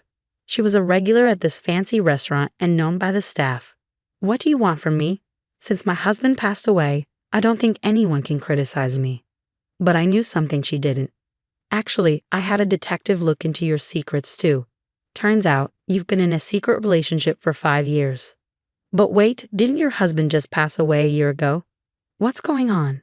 Emily and her siblings were furious and disappointed. Their father had meant a lot to them, so this news was hard to take. I was surprised too, but when I asked the detective how he knew so much about Elizabeth, I found out that her father had hired the same detective agency before. "You deceived him for so long, even while he was still alive. And George, even when you were with Natalie, you were seeing another woman. How could you?" Emily and her siblings were furious and disappointed. Their father meant a lot to them, so this news was really tough to handle. The tense atmosphere at our table caught the attention of other diners. We promised to talk about it more at home and ended the dinner. As I left, I thanked the restaurant staff and Peter. A few days later, under Emily and her siblings' stern gaze, George and I started the formal divorce process. "Now I'm free. I won't regret anything, no matter what," George said confidently. "I never expected this. Even after I told you about my bad leg, I didn't think you'd treat me like this," Elizabeth said, surprised. Her leg had actually healed already, but she had pretended to be in pain to seem better than me. It shocked me again. From now on, both she and my husband will be strangers to me. Even though our marriage ended quickly, I have no regrets.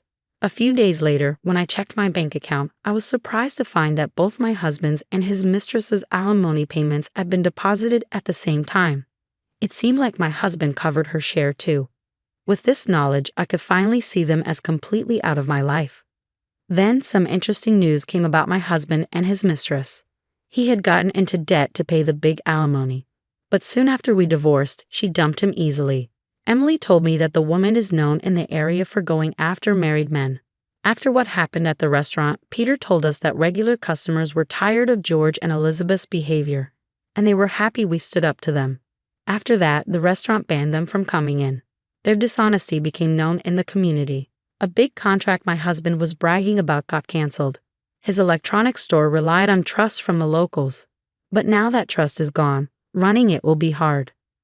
Elizabeth's life got tough too. She was left by her longtime lover, and medical tests showed her unhealthy lifestyle was hurting her health. Her health problems were her own doing, so she didn't get much sympathy. Luckily, I got to go back to the Western-style restaurant where I used to work. Even though they knew about my past, the staff and bosses welcomed me warmly. Emily and her family, including the spaghetti lady, kept coming to the restaurant, which meant a lot to me. They had cut off all ties with George and Elizabeth. Their betrayal, especially after their dad passed away and the truth came out, hurt them deeply and seemed hard to get over. Cooking brings me so much joy. Those moments when I'm happy in the kitchen are the ones I treasure the most. It makes me feel truly blessed. "Nadia, you're being lazy again." "Oops. It's Kelly. I try to get up, but my body won't move." The door slides open, and Kelly comes in, sounding angry. "Why are you taking a break? Just because you're a daughter-in-law?" Kelly comes over to me and does something shocking. She takes away the cushion I'm sitting on. "What?" I fall back on the floor as she takes the cushion. I quickly cover my stomach with my hands but feel a sharp pain. It seems Kelly kicked me in the belly when I fell. "Get up already. With that annoying belly, I should give you another one." I felt hopeless, but someone was watching. They made Kelly sit down and scolded her. Because of that person, I was saved. My name is Nadia. I'm 30 years old and I'm pregnant. Even though I have some health problems because of the pregnancy, the happiness of carrying the baby of the person I love keeps me strong. "Nadia, are you okay? If you feel bad, tell me." "Yeah, thanks. We're heading to my parents' house to share the news about the baby. Tom's driving, keeping an eye on me." I told Tom first about the pregnancy. When I shared it after his work, he was exhausted but thrilled. "Whether it's a boy or a girl, all that matters is a healthy baby," he said, getting emotional, which made me tear up. I wondered if the people we're going to tell will be as happy. "Are you feeling nervous?" "A little, I admit." Tom smiles at me, and I manage a faint smile back. If we were telling my biological parents, maybe I wouldn't be so anxious. It's a bit complicated. I lost my mom when I was young. Since then, my dad has been raising my brother and me alone. It must have been really tough. I love my dad a lot. When my brother moved out after getting married, and it was my turn, I worried about leaving my father alone. Dad, want to live together. After discussing it with Tom, I proposed this to my father, but his reply surprised me. You know, I've been thinking of remarrying. It turned out he had been close to a woman for a while, so I gained a new mother. When we arrived at my parents' house, my new mother welcomed us. Hello, welcome. Mom, it's been a while. Even though I call her mom, it feels strange every time. She became my mother after I moved out, so I've hardly spent time with her. Unlike my easygoing father, she always seems strict. Simply put, she's not easy to get along with. Today I have something I want you all to hear. Beside my father sat my new mother, and beside me Tom. After we all gathered in the living room, I nervously shared my news. Oh, what is it? Well, it's still early, but I'm pregnant. Really? Congratulations, that's wonderful. My dad's face lit up with joy, his usual laugh lines showing. I'm going to be a grandpa. Looks like it's time for me to start feeling old. I can't wait to be a dad. I'm so thrilled. While Tom and my dad chatted happily, I quietly watched my mom's reaction. She didn't show much expression, hard to figure out. What was she thinking? Just as I wondered, she got up and left the room. Should I go after her? I hesitated, but she quickly returned. She had a thin blanket and a cushion in her hands. Nadia, use these. This room can get chilly. Oh, thank you. I felt a bit happy realizing she was worried about me, but my mom always seemed stern. Was it her cold, serious manner that made her hard to approach? A simple congratulations would have meant a lot to me. Maybe then we could have become closer. I was lost in these hopeful thoughts. We planned to leave right after sharing the news, but my brother and his wife, Kelly, dropped by, changing our plans. Tom and I live about an hour's drive from my parents' house, while my brother and Kelly are just a 5-minute drive away. They often visit on days off like today. It was an unexpected meeting, but a good chance to share my pregnancy news. No way. Ah, you beat me to it. That's too bad, my brother joked, pretending to be disappointed. Kelly lightly tapped his head. What are you saying? First, congrats. Congratulations, Nadia. Thank you. Kelly had a vibe similar to my mom's, direct and kind, but a bit intimidating. Honestly, I'm envious. We've been trying with no luck. Just getting older over here. At this rate, we'll be old before we know it. I'm only 2 years younger than you. Thanks for trying to cheer me up. Kelly often made self-deprecating comments like this. I always find it tough to respond in these moments. Well, we should probably head out, Tom. Yeah, let's go. As we were getting ready to leave, my parents and my brother's family offered to walk us out. Feeling a bit dizzy, maybe from the pregnancy or just the tension, I needed to be careful not to fall. I was holding onto the handrail for safety when suddenly I felt a heavy impact on my right shoulder from behind. Ouch! I nearly stumbled but managed to stay upright thanks to the handrail. Sorry, Nadia. I tripped and accidentally bumped into you. Are you okay? Yes, I'm fine. It was Kelly who had bumped into me. Tripped? But we were just walking down a straight hallway. Can that really happen? Normally, wouldn't you grab the handrail or the person next to you if you were about to fall? Why would she bump into me knowing I was pregnant? A chill ran down my spine, feeling uneasy. Sorry. Oh, you don't think I did it on purpose, do you? Don't look at me like that. It's okay. I'm fine. I couldn't accuse her without proof. Maybe it was just an accident. With that, we left my parents' house without saying anything else. After getting home, I took some time to think. Maybe I'm being a bit oversensitive because of the pregnancy. I've always gotten along okay with Kelly. There are things about her that I find difficult, but we've never really had a problem. I'm sure that feeling of malice I sensed was just in my head. I tried to convince myself of that. But after that, I started encountering strange things more often, and with each incident my distrust towards Kelly grew. The first odd thing was about my personal belongings left at my parents' house. It turns out they were somehow thrown out in the garbage. It was my mom who contacted me. I found some clothes that looked familiar in the trash. I picked them up, but what do you want to do with them? Can you leave them as they are? I'd like to check them later. When Tom and I went to check, they were indeed my belongings. Both my mom and dad said they would go into my room, but they wouldn't throw anything away without asking. So who did? Well, the day before the garbage day, Kelly came over to visit. Oddly enough, she was alone. My heart raced as previous incidents came flooding back. My mom looked at me silently, then said something as if she had sensed something. Maybe I shouldn't have said that. It's not good to suspect without proof. But maybe you should ask, what will you do? What can I do? It bothered me, but I didn't want to stir up unnecessary trouble. It's okay, she probably just came over to visit. All right then. For a while, everything was calm. Thankfully, my pregnancy was progressing smoothly, and the baby was growing healthy. Before I knew it, I was already 8 months along. By this point, I had reached a stable phase of the pregnancy, and my physical condition had improved.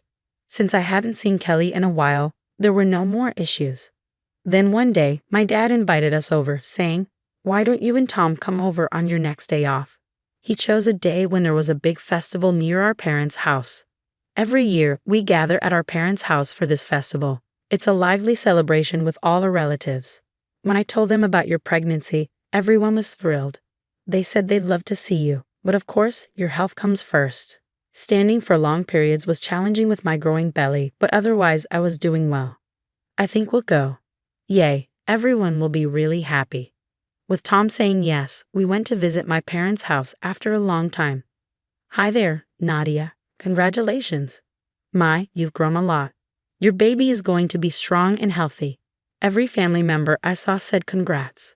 Some of them I only see on special days like this. I felt really happy and ended up moving around more than I should have. Nadia, are you moving too much? Is your belly feeling tight? My mom noticed it first. I hadn't even realized my belly was tight. Oh, you're right, it does feel a bit tight. Please take care. You're going to be this child's mom, Mom said firmly, then held my hand and guided me to another room. There was a mattress in there. Take a rest for a little while. Thank you. I could still hear everyone's voices from the nearby room. Lying down, I realized I was more tired than I thought. I felt like I could fall asleep right there. As my head started feeling fuzzy and I began to drift off, I felt a gentle tap on my head. When I opened my eyes, there was Kelly with a serious expression. Hey, what are you doing here? Everyone came to see Nadia, didn't they? It's kind of selfish to sleep. Come on, get up. Without waiting for me to respond, Kelly pulled me back out to where the relatives were. Oh, Nadia, where were you? Surrounded by everyone, I couldn't say I needed rest. So I just joined the conversation, forcing a smile. But as I stood and moved around, I could feel my belly tightening again. It wasn't good. I tried to leave a few times, but Kelly stopped me each time. Seriously, you always try to be alone. Do you dislike everyone that much? Accused like this, I couldn't leave. I stayed as long as I could, but when Kelly went to the bathroom, I finally sneaked away to another room. I really wanted to lie down, but I couldn't take the risk. I didn't know when Kelly might come back. Struggling to keep steady, I managed to sit down on a cushion I brought from the other room. I let out a quiet sigh. Honestly, lying down was all I wanted. But I couldn't risk Kelly finding me. She'd been subtly criticizing me since earlier. This place felt like a battleground. I couldn't relax for a moment, stay strong. But despite my efforts, my belly kept tightening. It wasn't painful, but it felt hard. I was only 8 months pregnant, not ready to give birth yet. I didn't want to stress the baby more. But if I rested, who knows what Kelly might say about me? When should I move? What should I do? While I sat there, holding my belly, worrying. Nadia, slacking off again. Darn it. It's Kelly. I tried to stand up, but I couldn't move.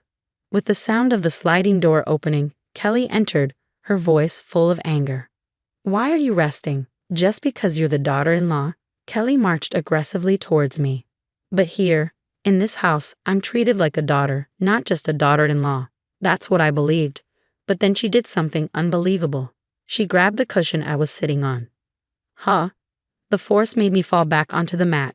Instinctively, I protected my stomach with my hands, but then felt a heavy impact on them. It was Kelly's foot. She had kicked towards my stomach as I fell. Luckily, her foot hit my hands first, lessening the impact on my belly. Get up already with that annoying belly. Need me to give you another one? She didn't seem to care anymore. I knew I needed to get up quickly, but my heavy belly and the shock slowed me down. You're too slow. As I was on all fours, Kelly raised her foot again. Stop. I couldn't react in time. I curled up tightly, bracing myself. And then it happened. Stop. A loud, commanding voice filled the room. I looked towards the voice and saw my mother standing there, her expression fierce. Don't move, understand? My mother quickly walked over and crouched next to me. Mom, how's your belly? Did you hit your head? Are you okay? Any pain? Mom checked me over, her brows furrowed with concern. I'm okay, just scraped my leg a bit. Nothing serious. Let me see. But it's just a small. Just let me see. I extended my right leg as she asked. It wasn't a big deal. When I fell, I couldn't protect myself properly because I was shielding my belly, so I just scraped my knee. It was a bit raw, but not serious. I was relieved that the baby was okay, but seeing my red knee, Mom's frown deepened. It looks sore. We need to clean it. It's really not a big deal. Don't downplay it. Your body matters. Mom turned around and shot a sharp glare at Kelly. Kelly, sit down over there. It's not what you think. I was just trying to, you know. Just sit down. Kelly, ordered firmly by my mom, sat down looking pale. Mom took a deep breath and shouted even louder. This is ridiculous. The room felt tense. Startled, Kelly shrieked and flinched. Kelly, do you understand what you've done? It's not like that. I was just trying to fix the cushion, and Nadia fell over. Right, Nadia? I was fixing it? Kelly tried to justify herself. That's not true, Kelly, I replied after a moment. You clearly pulled it out. And why would anyone need to fix a cushion someone's sitting on? It doesn't make sense, and it's not necessary. Yeah, exactly. I didn't expect Nadia to fall like that. It really surprised me. Kelly nodded vigorously. There was no sign of remorse or concern in her expression. It was like she was insisting she did nothing wrong. It felt like she blamed me for being clumsy. I could almost hear her thoughts. She was trying to get away with it, but I knew she did it on purpose. At that moment, I was terrified, not just for myself, but for the baby inside me. I shuddered at the thought of what could have happened if I hadn't shielded my belly. If she had kicked me directly, it would have been horrifying. I wanted to confront Kelly, but the words wouldn't come out. Seeing my struggle, Kelly smirked. Look, it seems Nadia doesn't have anything else to say, so let's drop this topic. We're running out of drinks anyway, and I should go check on everyone. Kelly stood up quickly, her smug demeanor from earlier now serving as an excuse to leave. Mom watched silently. She's going to get away with it. I have to speak up. After everything that happened, after risking my baby's safety, I couldn't just stay quiet. In my panic and confusion, I managed to blurt out. You kicked me. Kelly turned back, looking startled. What are you talking about, Nadia?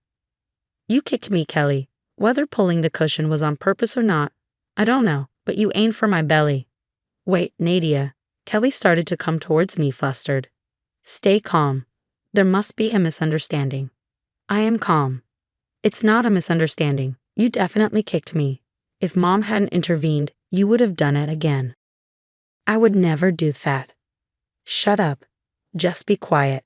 Kelly reached out to cover my mouth. I almost stumbled, but Mom quickly supported me. Calm down. Mom looked sharply at Kelly. Kelly, seeming weakened by Mom's gaze, froze and stepped back. When Mom calmly said, sit down, Kelly reluctantly returned to her chair. I've been listening quietly to both sides, but I never expected it to come to this. Please believe me, Nadia must be getting overly sensitive because of her pregnancy. She's imagining things. Kelly burst into tears. Not only was she good at manipulating words, but she also knew how to play the emotional card. Meanwhile, I had no proof and struggled to defend myself. When I got emotional, it became even harder to speak up. Would I just lose to Kelly's accusations and end up crying myself to sleep again? Is this going to be my life from now on? Tears welled up, and I looked down. Then I felt a strong movement in my belly. It felt like the baby inside was urging me on. Right, I'm going to be a mother. I can't let someone like her have her way. Wiping away my tears, I straightened up and faced forward.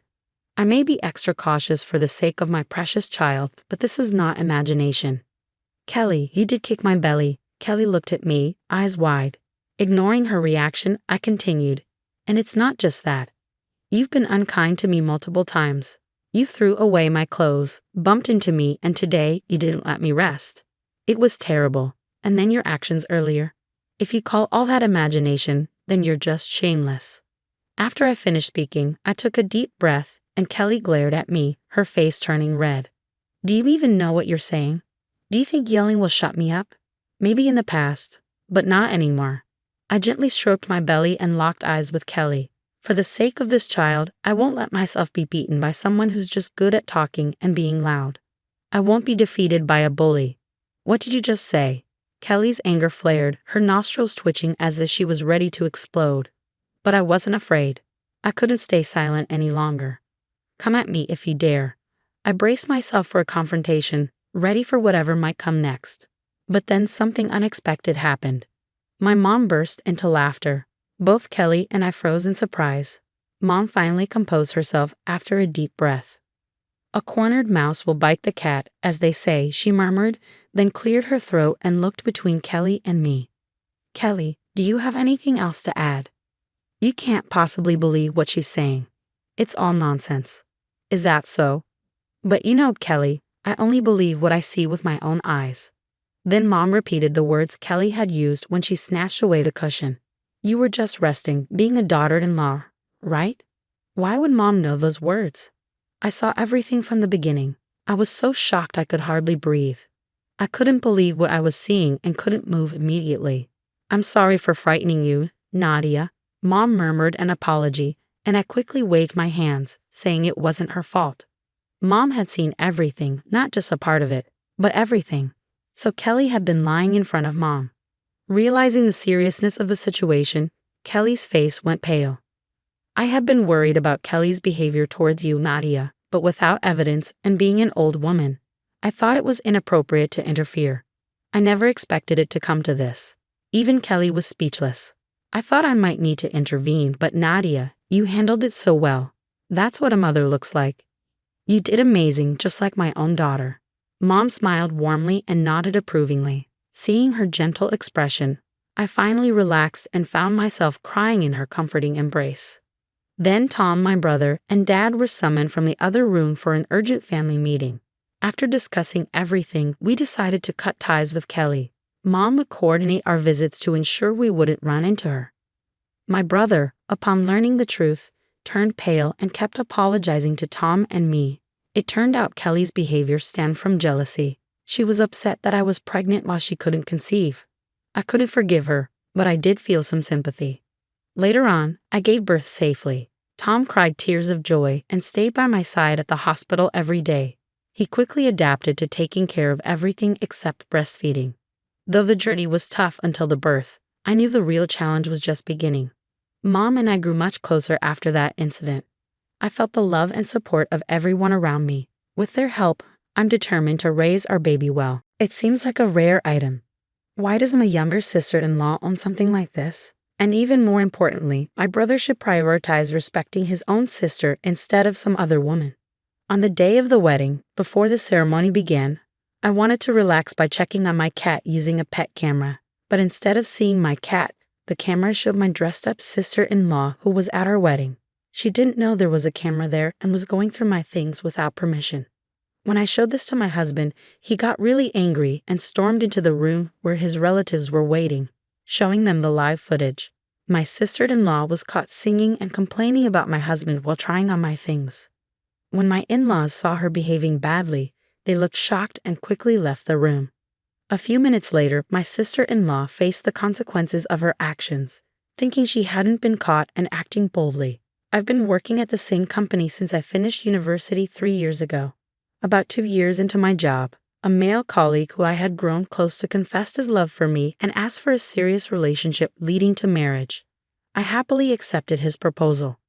A year has gone by since then, and we're busy getting ready for our wedding. We found a new home not far from my in-laws, and our parents helped us out bit by bit, calling it a wedding gift. With their support, we bought a second-hand house. We had to take out a loan to cover the rest of the cost.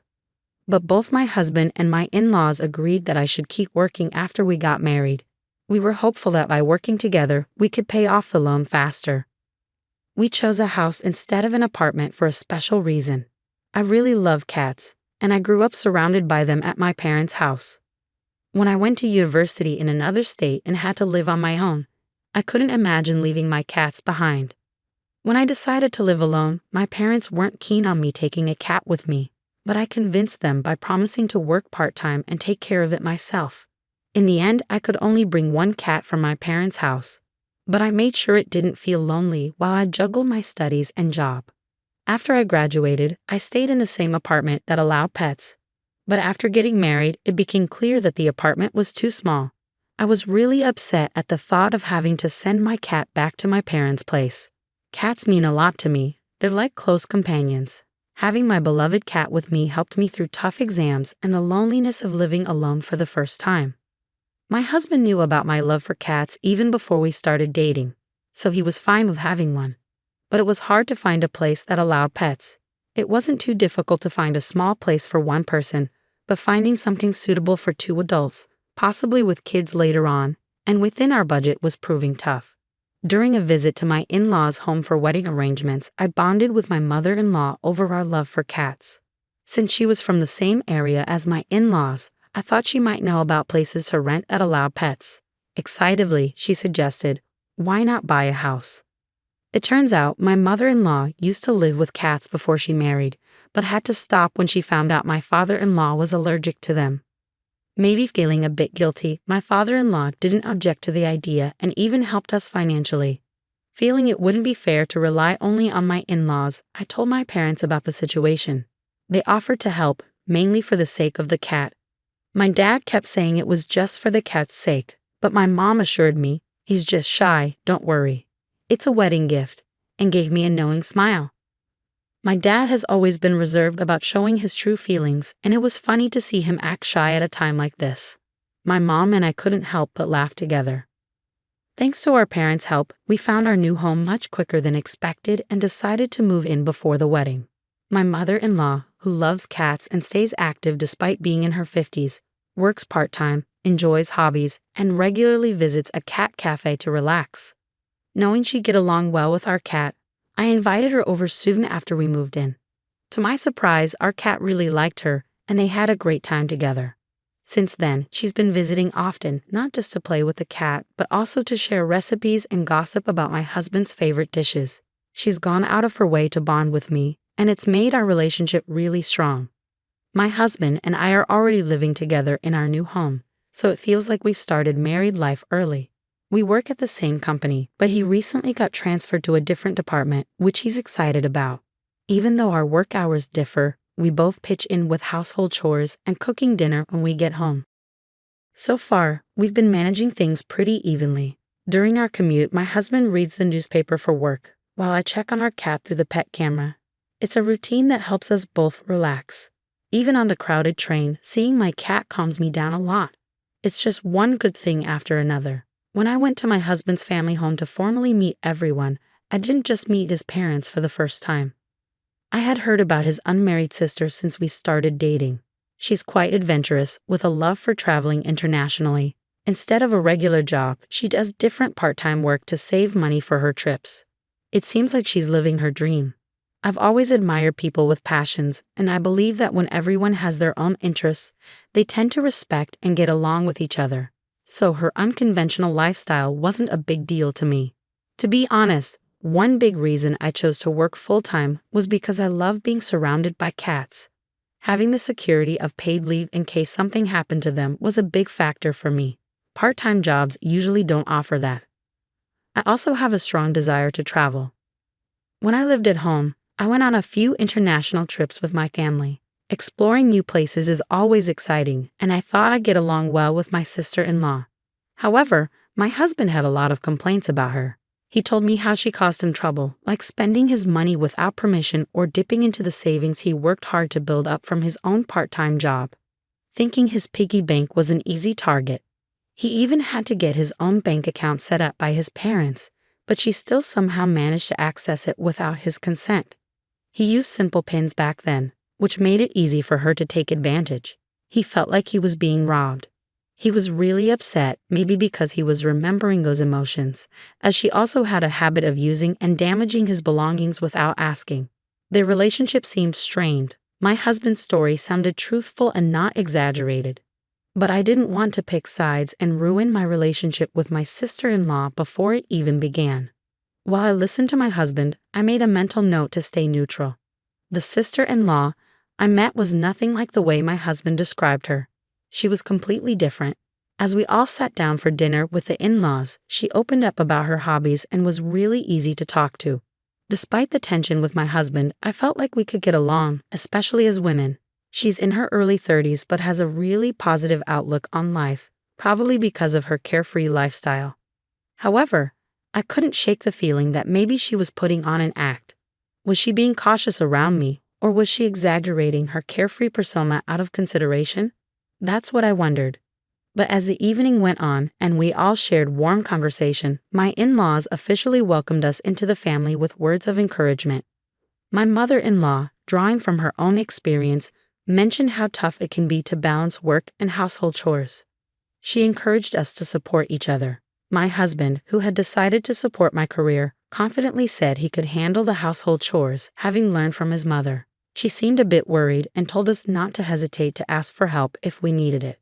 With those words, the meet and greet for our wedding ended on a positive note.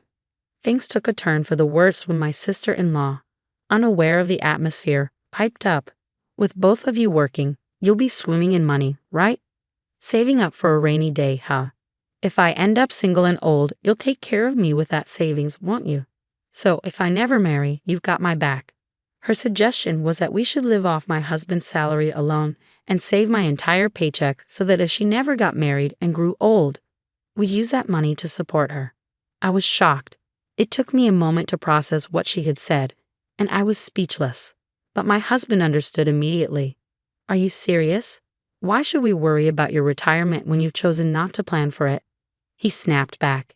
He made it clear that her disrespectful comment was not our responsibility and firmly told her off. The in-laws were too taken aback to brush off her remark and asked her to leave the room, apologizing to us for her rudeness. After this incident, I made a conscious effort to avoid any interaction with my sister-in-law. While I believe everyone has the right to choose their own path in life, asking someone you barely know to take care of you in your old age is unreasonable, especially considering what my husband had told me about how she used his money and earnings from his part-time jobs without permission. I felt like she was now eyeing my income. She seemed too eager to rely on us for support, and I couldn't bring myself to warm up to her. She completely disregarded my attempts to build a relationship and get along. Even as she claimed it was just a joke to lighten the mood, it wasn't funny. She came across as immature and unable to gauge the situation. Despite her outburst, I made plans to visit my in-laws' home when I knew she would be out working part-time. So from our first meeting until the day of our wedding, I never saw her again until the very end. My husband didn't want his sister to attend the wedding, and I understood his reasons. We didn't want any disruptive behavior on our special day. However, I worried about what she might do if she felt excluded, so I convinced my husband that it would be better to have her there under someone's supervision. He reluctantly agreed. I also felt anxious about her behavior in front of my parents, relatives, and friends. The in-laws assured us they would keep a close eye on her, so I had to trust them. But my sister-in-law still managed to cause chaos with her outrageous actions. It wasn't just about us anymore. She had dragged the in-laws and all the relatives into the situation. As my husband and I arrived at the wedding venue and got ready in our separate dressing rooms, he surprised me by coming into mine. He looked dashing in his light-colored vest and morning suit, while I wore a beautiful white wedding dress that was a bit tricky to move around in on my own. I didn't want to ask him to stay with me out of loneliness, especially since he had to greet his work colleagues, so I was thrilled when he came to visit. The time before the wedding ceremony was a nice distraction for me. It wasn't just about passing the time. It had become a comforting routine. I'd check on our cat through the pet camera and feel warm and fuzzy when my husband joined me. Just as I was about to check the camera on my phone, my husband walked in. He had grown quite fond of our cat since we got one. "Do you want to wash together?" I asked, and he said yes. It seemed like he was more focused on adjusting to his morning suit than anything else. Taking advantage of his kindness, I opened the pet camera app. But instead of seeing our beloved cat, I saw my sister-in-law. We had received a message from my mother-in-law while we were on our way to the venue. She mentioned that she was bringing my sister-in-law along. We had agreed to keep each other informed to prevent any trouble, and my mother-in-law had assured us that they would be under supervision since they were driving. So why was my sister-in-law here? At that moment, I called out loudly to my husband, still unaware of what was happening. He naively told me I didn't need to shout, but when he saw the live feed from the pet camera, he was speechless. Uncharacteristically, he let out a few expletives, showing just how angry he was. Then he stormed out of the dressing room, and I hurriedly followed him. I kicked off my heels, knowing I might trip in them, and even though it felt undignified, I removed my veil and lifted the hem of my dress to run. My husband went straight to the family's waiting room, wanting to give our out-of-town family a comfortable place to rest. However, instead of the usual waiting room, it was more like a banquet hall, complete with a large screen. When I caught up to him, the whole family was surprised and confused by his actions. He was speaking to his parents, but he was so angry that his words were unclear. Seeing me, he asked for my smartphone. Using it, he projected the live feed from the pet camera onto the big screen and turned up the volume so everyone could hear. At first, the family thought it was some sort of joke or skit, watching my sister-in-law's behavior with disbelief. Some even muttered about how she always did outrageous things. But when she started ranting about my husband while humming, the mood in the room turned tense and uncomfortable. He's cutting off his own sister. What's wrong with him? Having tea with my sister-in-law isn't a big deal, right? I mean, my sister-in-law has a job, so why should he care? She said. Remember when my brother gave his wife that fancy engagement ring and sometimes buys trendy jewelry?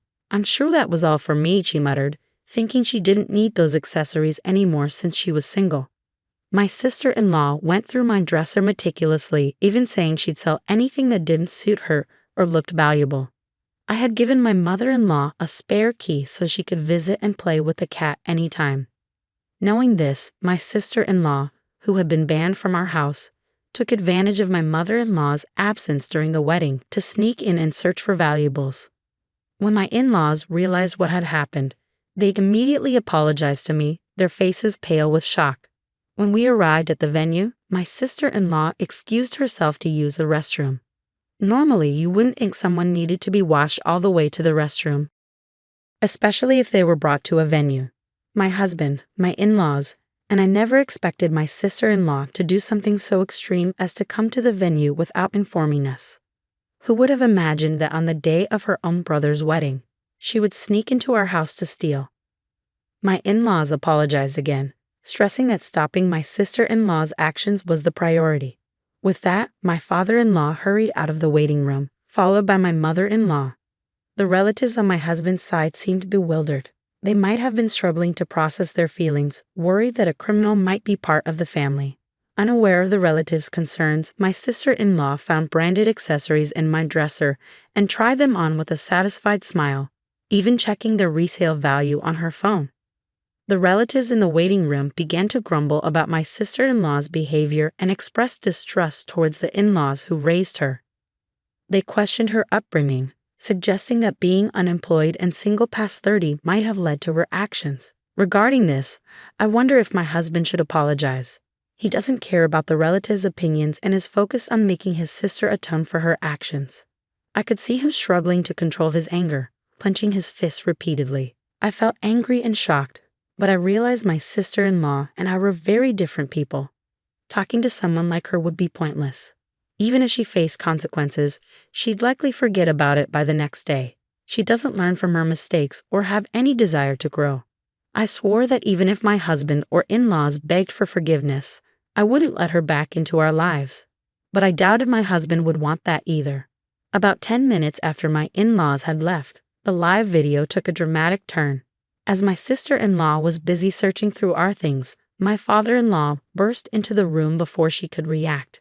She was completely startled when she heard the door swing open and felt someone grab her from behind. "What are you doing here in my son and daughter-in-law's house when you're banned?" Her face showed clear shock.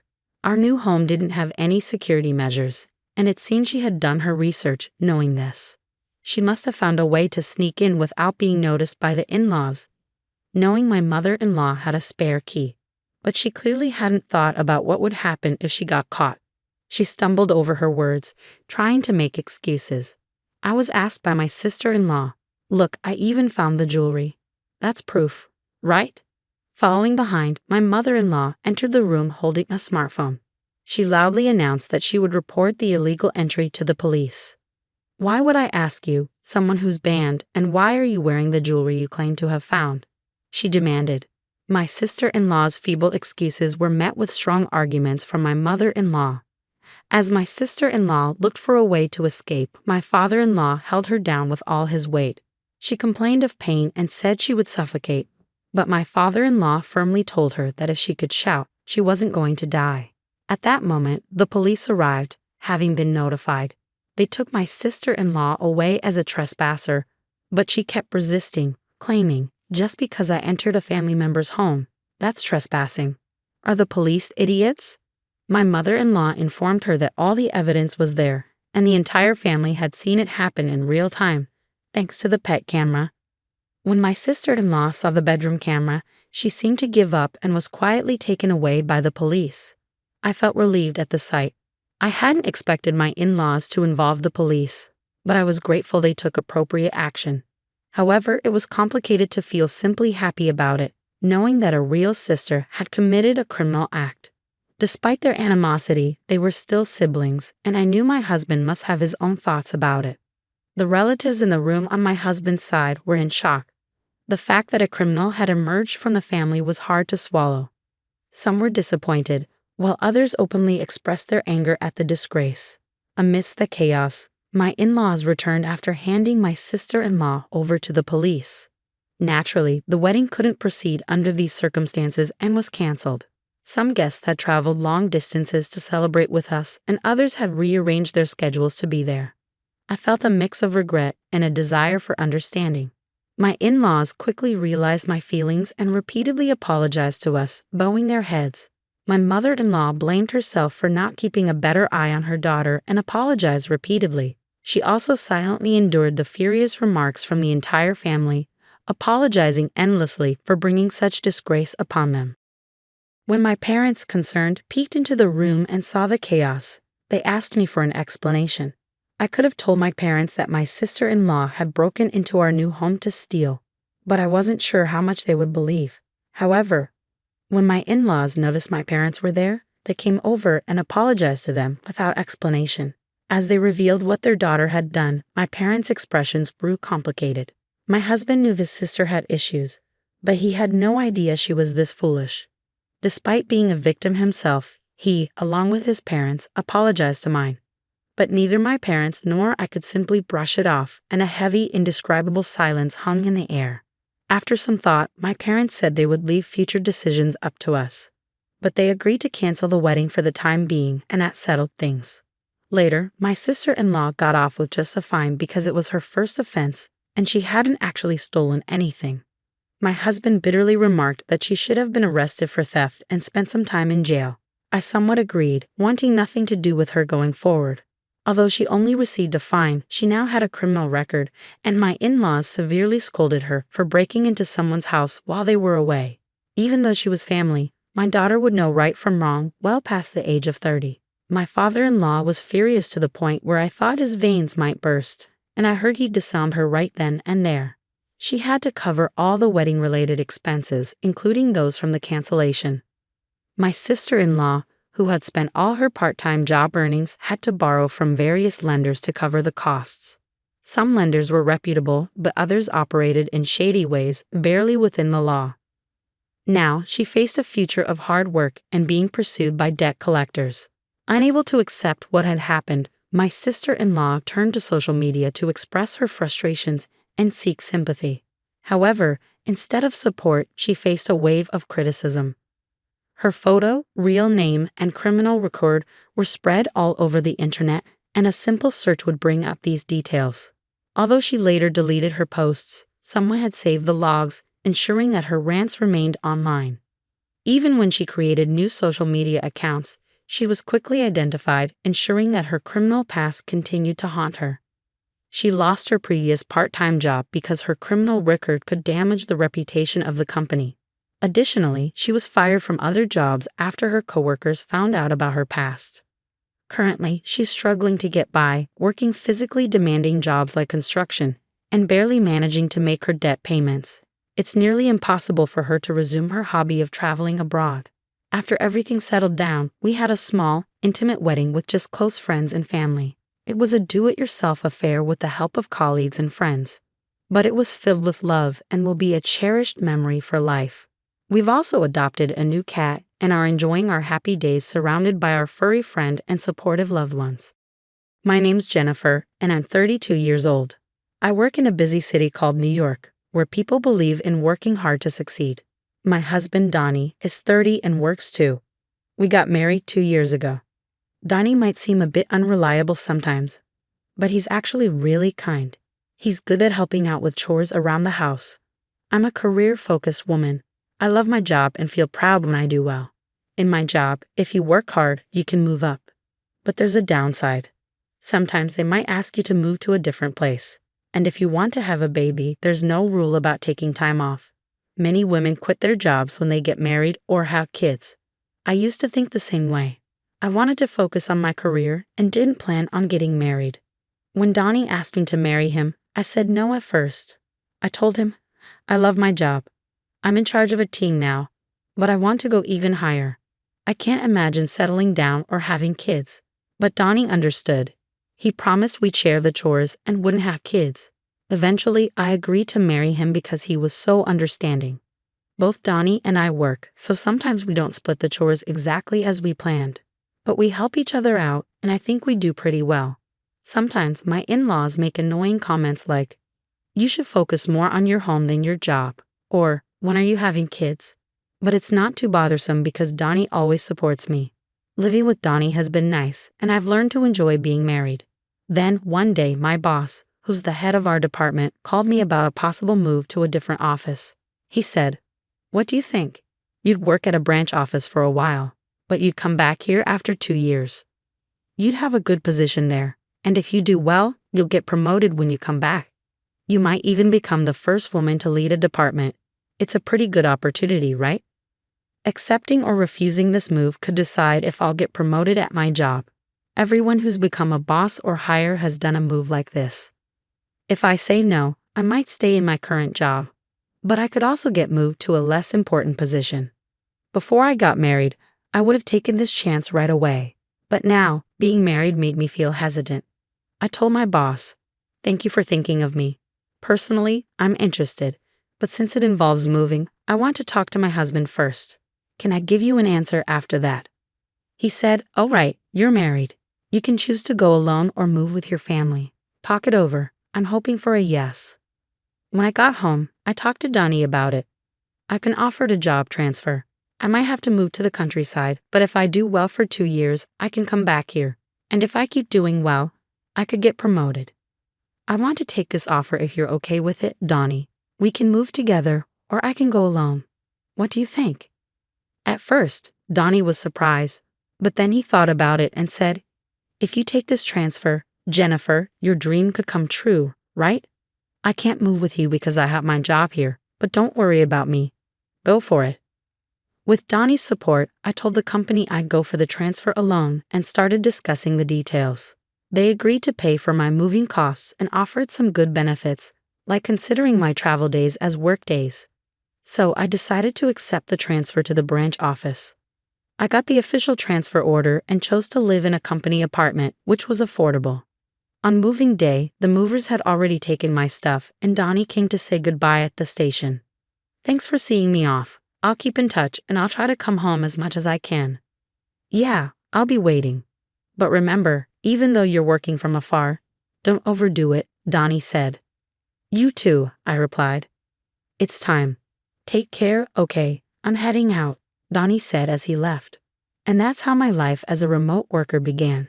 I planned to come home during holidays and quieter times, but things got rocky at the branch office right after I arrived. "I won't take orders from a woman. How can I trust someone new like her?" one of the local employees complained. I faced resistance from the staff there. They spread rumors about me, didn't listen to my instructions, and even ignored my calls. And then things got worse when a project I was overseeing had a big mistake because one of my team members deliberately kept me out of the loop. The subordinate who was responsible looked really shocked, but as the boss, it was my job to handle it. I had to fix the problem, apologize, and not only get things back on track, but also mend relationships with my team. My boss saw how tough things were for me and gave me some advice. I've been through a transfer too, so I get it. It might not seem fair, but you can't just push your way through. It's important to communicate well, understand others, and build relationships horizontally. So I followed my boss's advice. I spent more time getting to know everyone at the branch and even joined the neighborhood association since the company's housing was part of it. Before I knew it, I was so busy that I couldn't find time for myself, let alone go back home where my husband was waiting. I kept in touch with him, but after a few months of remote work, it got hard to reach him at night. I'm working late every day because work is tough. I get tired and end up falling asleep. As my husband made excuses and I got busier with work, I didn't suspect anything and focused more on my job. Once during a slow work period on a long holiday, I decided to go back home to New York on short notice. But I couldn't reach my husband by phone or text, so I returned from my remote work without telling him. When I opened the door to our home after a long time away, something felt strange. Then a woman I didn't recognize rushed to the door, saying, "Justin, welcome back. If I knew you were coming home early, I would have prepared." We both froze, staring at each other in shock. Finally, the woman spoke up, "Sorry, but who are you?" "And who are you?" "This is my house." "Wait, what?" "I live here." After arguing and getting nowhere, we decided to check the house number outside. To my surprise, it matched the custom nameplate I had ordered. The key works, and the nameplate's right. "This is my house." "I'm going in," I insisted. "Wait, what?" "Stop." Ignoring her protests, I pushed past her and entered the house. Inside, everything had changed. The curtains, the furniture, all of it. There was a photo of my husband and the woman at a theme park, mugs I'd never seen before, and unfamiliar toothbrushes and skincare items in the bathroom. The bed linens were different, and the wardrobe held only the woman's clothes. My husband's stuff was hidden away in a back room. As I stood there in shock, I heard the front door open. "I'm home." "Oh, Lola, did you invite a friend over?" "Justin, thank goodness you're back." This woman just barged into our house. The man the woman called Justin was definitely my husband, Donnie. Seeing me, he looked surprised. "What are you doing here?" "Donnie, why is she calling you Justin? Can you explain what's happening?" I asked him. "What do you mean? This is Justin, right?" "Justin." "Well, actually," my husband seemed flustered under our questioning. "Lola, his real name is Donnie. Isn't that what's on your driver's license? And I'm Donnie's wife, Jennifer." "That's not true. He told me he was divorced." "Donnie, you need to explain everything clearly," I insisted. "Jennifer, you were gone for so long, and I was lonely. So I thought I'd try a dating app, and that's where I met Lola," Donnie explained. "So Justin is your fake name on the dating app?" I questioned. "No, it's not like that. I was worried if my real name came out. It might cause problems, so I used a different first name but kept my last name," Donnie clarified. "And why did you lie about being divorced?" I pressed further. Lola's profile said she'd never dated a man before and was serious about finding someone for marriage. It struck a chord with me, so I lied about being divorced to win her over. "We started living together," Donnie admitted. "Why would you do something like that?" I asked, puzzled. At that moment, my husband began justifying his actions defiantly. "It's because you're always away for work. It's natural for a man to want companionship. We've been living separate lives because of your job and the long hours. I just wanted a warm home where my wife would be there with dinner when I got back." I was shocked to hear this, as I always thought my husband understood and supported my career, but that doesn't excuse what you did. What you did was wrong. If you wanted to be with someone else, you should have ended our marriage first. Why didn't you do the right thing? I cared about both of you. I never wanted to leave either of you. After everything you've done, I was bound to find out when I came back. It's unbelievable that you thought you could deceive me like this. Well, it's your fault for not keeping your promise and coming back. If you had, I wouldn't have even thought about cheating. What on earth? I've told you how hard work has been, and you still did this. I yelled, feeling a mix of anger and hurt. Our argument escalated into a shouting match, with the woman my husband cheated with standing there, looking stunned. She realized she'd been tricked by a married man into his mess. So everything was a lie. You played me for a fool. I'm leaving right now, she exclaimed. Lola, wait, it's not what you think, my husband pleaded, but it was too late. My husband tried to stop the other woman from leaving, but she brushed him off, repulsed. Don't touch me with your filthy hands. I can't believe a single word you say, she cursed before storming out, packing her things and leaving for her parents' house. Furious with my husband, I decided to take action against his betrayal. Gathering evidence, I brought it back with me when I returned to work. The first thing I did was hire a detective to look into my husband's mistress. The investigation revealed that she was the daughter of an executive at a company partnered with my husband's workplace. I had a lawyer send proof of the affair to both my husband's home and the other woman's parents. When my husband received the documents, he protested, saying he didn't want a divorce. So I prepared for a tough legal battle, even considering going to court. The other woman's family contacted my lawyer, and we arranged to meet at their office. They apologized to me, and the other woman admitted her wrongdoing. We're truly sorry. Our daughter caused you so much trouble, and we didn't even know about it. She's always been very sheltered and naive about the world. We've been trying to arrange a marriage for her, but she wanted a more free-spirited love. She met your husband without our knowledge and got carried away without knowing who he really was. She thought she found a divorced man on a dating app and wanted to move in with him.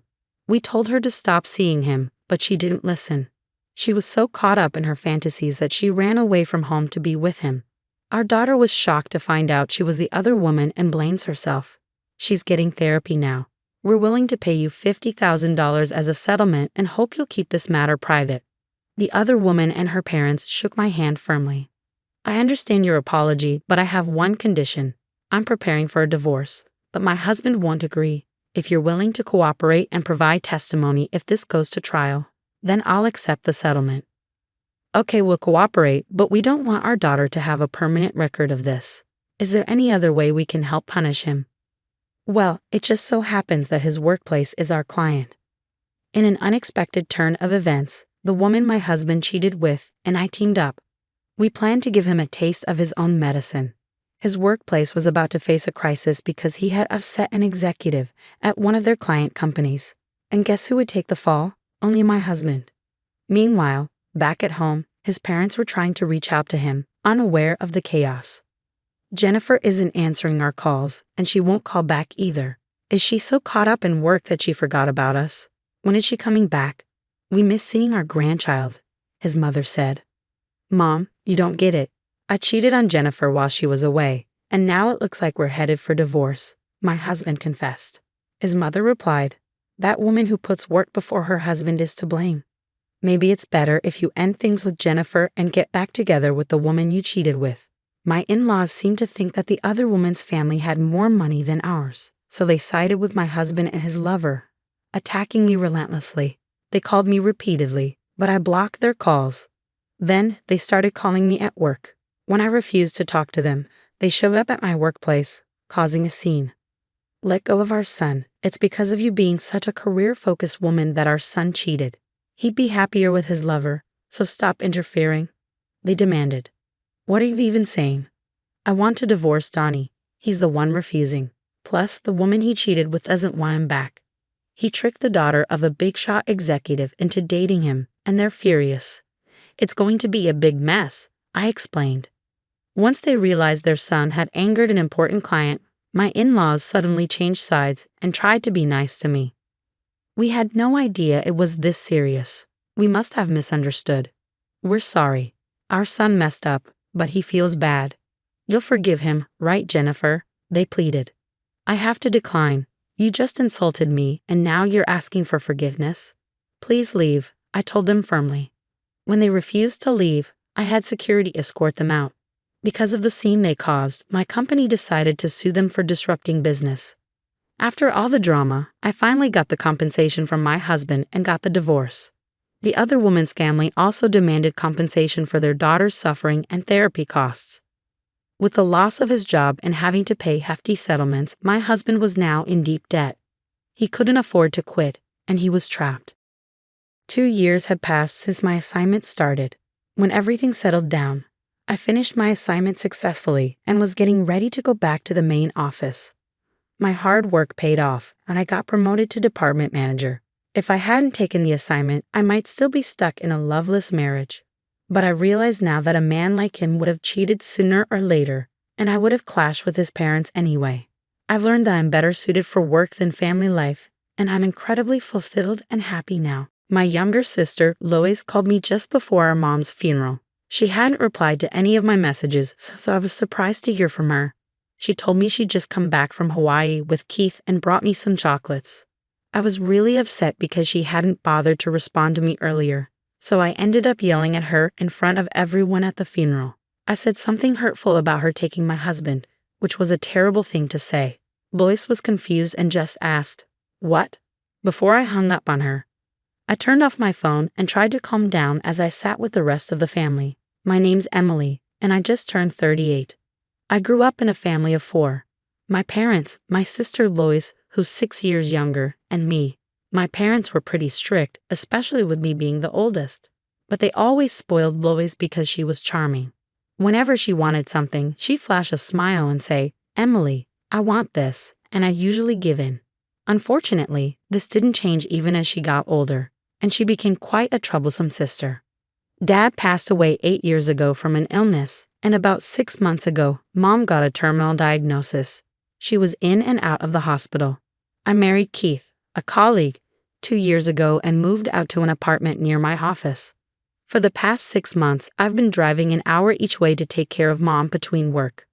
Lois moved back home and quit her job a year ago after a breakup. Even though she lived there, she kept pushing the caregiving responsibility onto me, saying I was better at it. So I took a month off work to look after Mom. But despite my efforts, she passed away 2 days ago. And where was Lois? She'd gone off to Hawaii a week before Mom's passing. I tried to convince her to stay, but she wouldn't listen. At the funeral, after the priest finished speaking, friends and family started paying their respects. It was touching to see not just relatives, but also many of Mom's friends there to grieve. Some colleagues from my company came too. "I'm sorry for your loss," one of them said. "Thank you. I really appreciate you letting me take time off to be with my mom in her final days," I replied. "He's actually my father-in-law, the president of the company where I work. He's been really understanding about everything I've been going through and has supported me a lot." "But where's Keith? I haven't spotted him here yet." "Well, he's been overseas on a business trip since last week, and I haven't been able to reach him," I explained. "Oh, I see. I'll ask the sales manager about it," I said, trying to figure out where Keith was. Keith and I work in different departments because of the big company he runs. He's always busy with sales and often away on business trips. I tried to understand, but it was hard not having him here during such a tough time. I was worried about handling everything alone, especially with no contact from him or my sister. Meanwhile, my father-in-law made the effort to be there for the funeral. Despite his busy schedule, his support meant the world to me, and it almost brought me to tears. I had to hold him back as we rode in the limo to the crematory with the rest of the family. When I turned my phone back on, I found almost 30 voicemails, mostly from Lois. "Answer your phone. You can't just make up some ridiculous lies because you're upset that I took Keith from you," she yelled in her messages. "She took Keith from me?" I questioned, trying to recall if Lois had hinted at something like that during her call before the funeral. But I was too busy dealing with the mourners to fully grasp what she was saying. Lois and Keith having an affair? That couldn't be true, could it? I felt a sudden rush of anxiety and confusion. Was Keith really on a trip with her? As I hurriedly checked the voicemail, I found several messages from my husband. "I'm so sorry, but you're strong. You can handle this on your own. But Lois, I need to be there for her. We need to end things," he said in a message that felt like it came from a soap opera script. Hearing those words, I couldn't help but mutter, "I wish I hadn't heard that."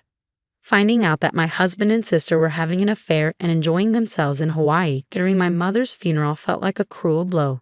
"You need to come right away if you want to say your final goodbye to Mom. We're already heading to the crematory," I reluctantly informed my sister over the phone. "That's not funny. Stop lying. You're just bitter because I took Keith from you," she shot back. "But it's true. You must be upset about losing your husband." "Yes, he's the next company president and wealthy." "I get it, Emily, but there are lies and then there are terrible lies. You're an adult. You should know better," she retorted. I never thought I'd hear that from you, I replied. I was surprised, though. I had no idea that you and Keith were cheating.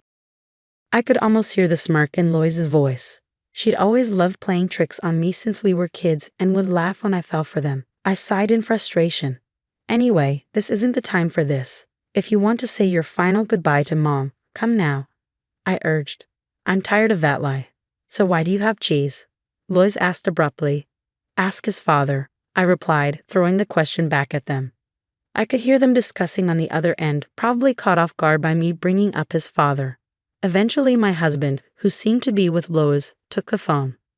Emily, is that true? He asked. If you don't believe it, do whatever you want. I'm hanging up now, I stated firmly before ending the call. Soon we arrived at the crematory. It was my last chance to say goodbye to Mom, and my mind was in turmoil with the whirlwind of emotions from the past few days and the pain of losing my mother. I felt lost and overwhelmed, tears streaming down my cheeks. Seeing me like this, one of my relatives comforted me, saying, Your mom would surely be grateful to you, Emily, for taking such good care of her until the end. I stood in front of my mother's casket, bidding her my final farewell.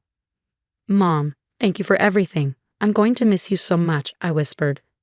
Just as her casket was being carried out for cremation, there was sudden commotion. Wait a minute, where's Mom? My sister and husband burst in, their voices loud and frantic. Lois tried to hold onto the casket as it disappeared behind the doors, but they closed abruptly, leaving her wailing in despair, with Keith looking stunned. We should move along now. We're disturbing others, I said, trying to keep calm. Why didn't you tell me, Emily? I didn't get to see Mom at the end. It's your fault. Lois accused me, her voice filled with anguish. My fault? I echoed, bewildered by her accusation. Absolutely. If it was this serious, you should have told me earlier.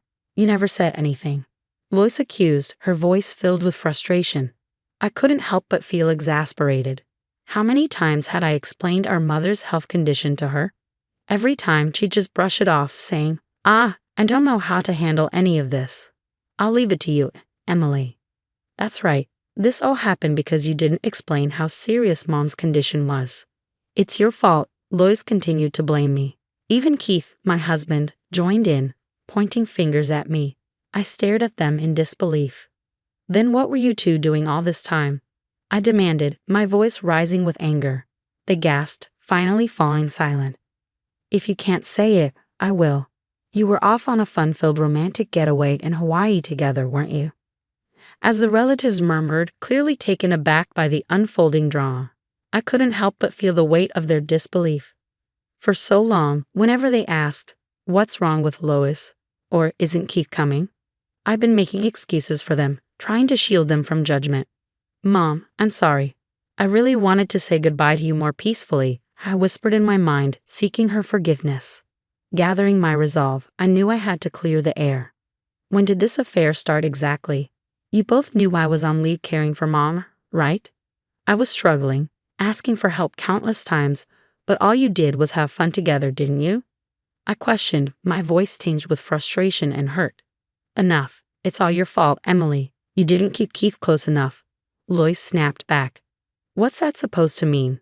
I demanded, my patience wearing thin. You need to prioritize your husband more. He's been feeling bored at home because all you talk about is work and caregiving. Poor Keith, Lois chided, her words dripping with disdain. Oh, so that's what he said, I retorted, shooting a glare at Keith, who quickly averted his eyes, unable to meet my gaze. Emily, you managed to marry a wealthy future company president, but you've become conceited. That's why he was drawn to me. It's always been like this with you, Lois continued, her tone accusatory. In reality, Lois had a history of stealing my boyfriends back in high school and university. The only time she didn't succeed was with Keith because she was already with her own boyfriend then. What a disappointment. From now on, I'll be with Keith and become the future president's wife. So break up with him, Lois demanded. Fine, you can have Keith.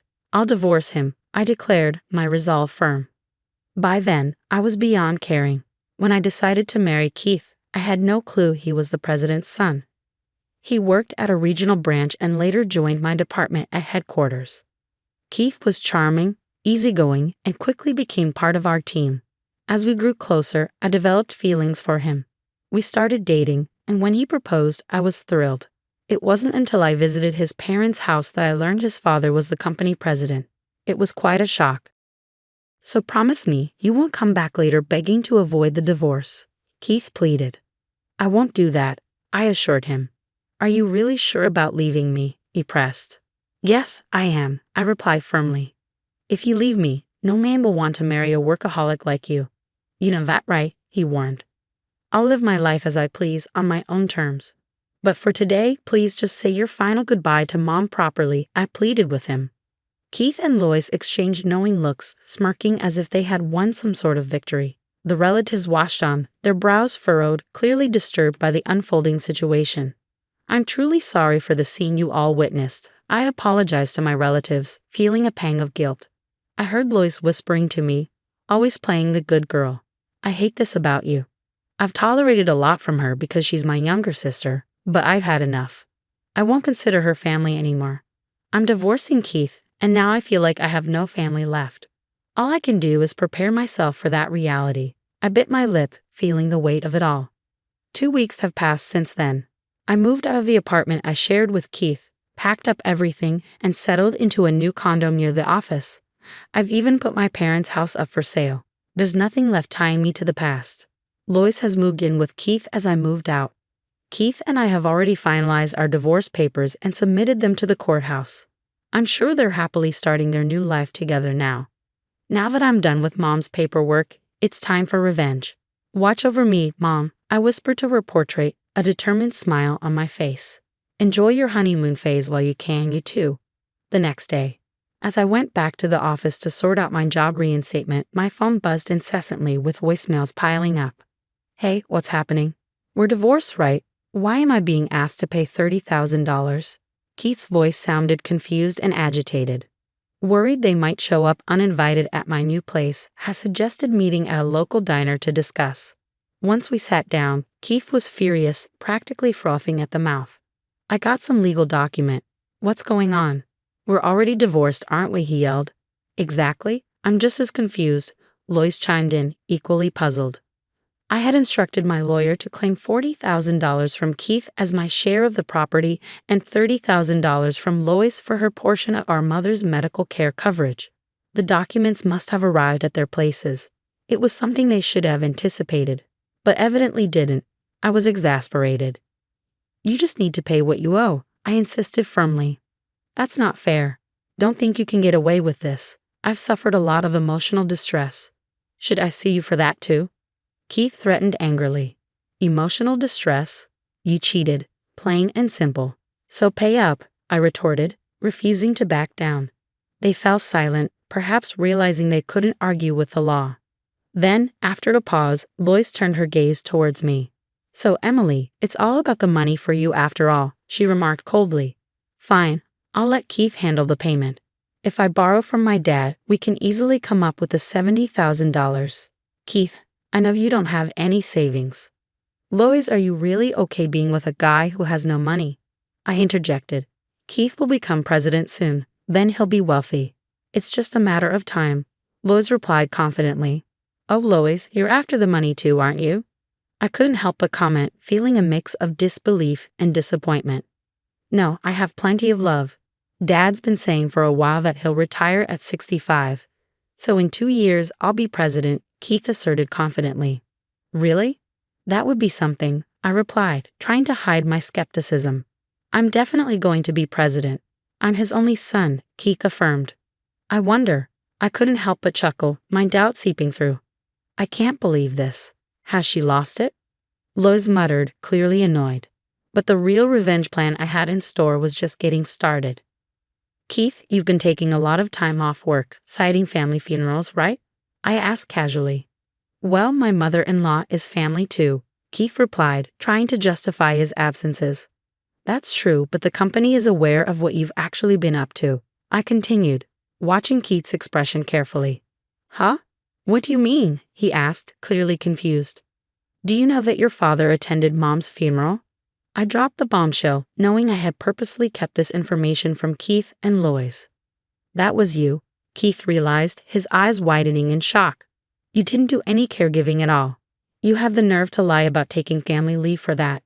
And you've gone off on several business trips with Lois instead, right? I've reported that too. I stated matter-of-factly. How did you find out? Keith stammered, clearly caught off guard. Lois has been posting photos on social media, showing where she's been and when. And there were a few pictures with you in them. Quite shocking, I revealed. Huh? You knew about my social media? Keith asked, surprised. It's the same account you had back in high school. Of course I'd know, I replied. Lois shifted uncomfortably, and Keith seemed stunned by my revelations. Wait, does Dad really know everything? He asked, looking bewildered. Just as my mother was family to you, your father considered her family too. So of course he knew about the funeral, as it should be reported to the company. Even after the funeral, he reached out to me several times to check on me, so I reported everything to him.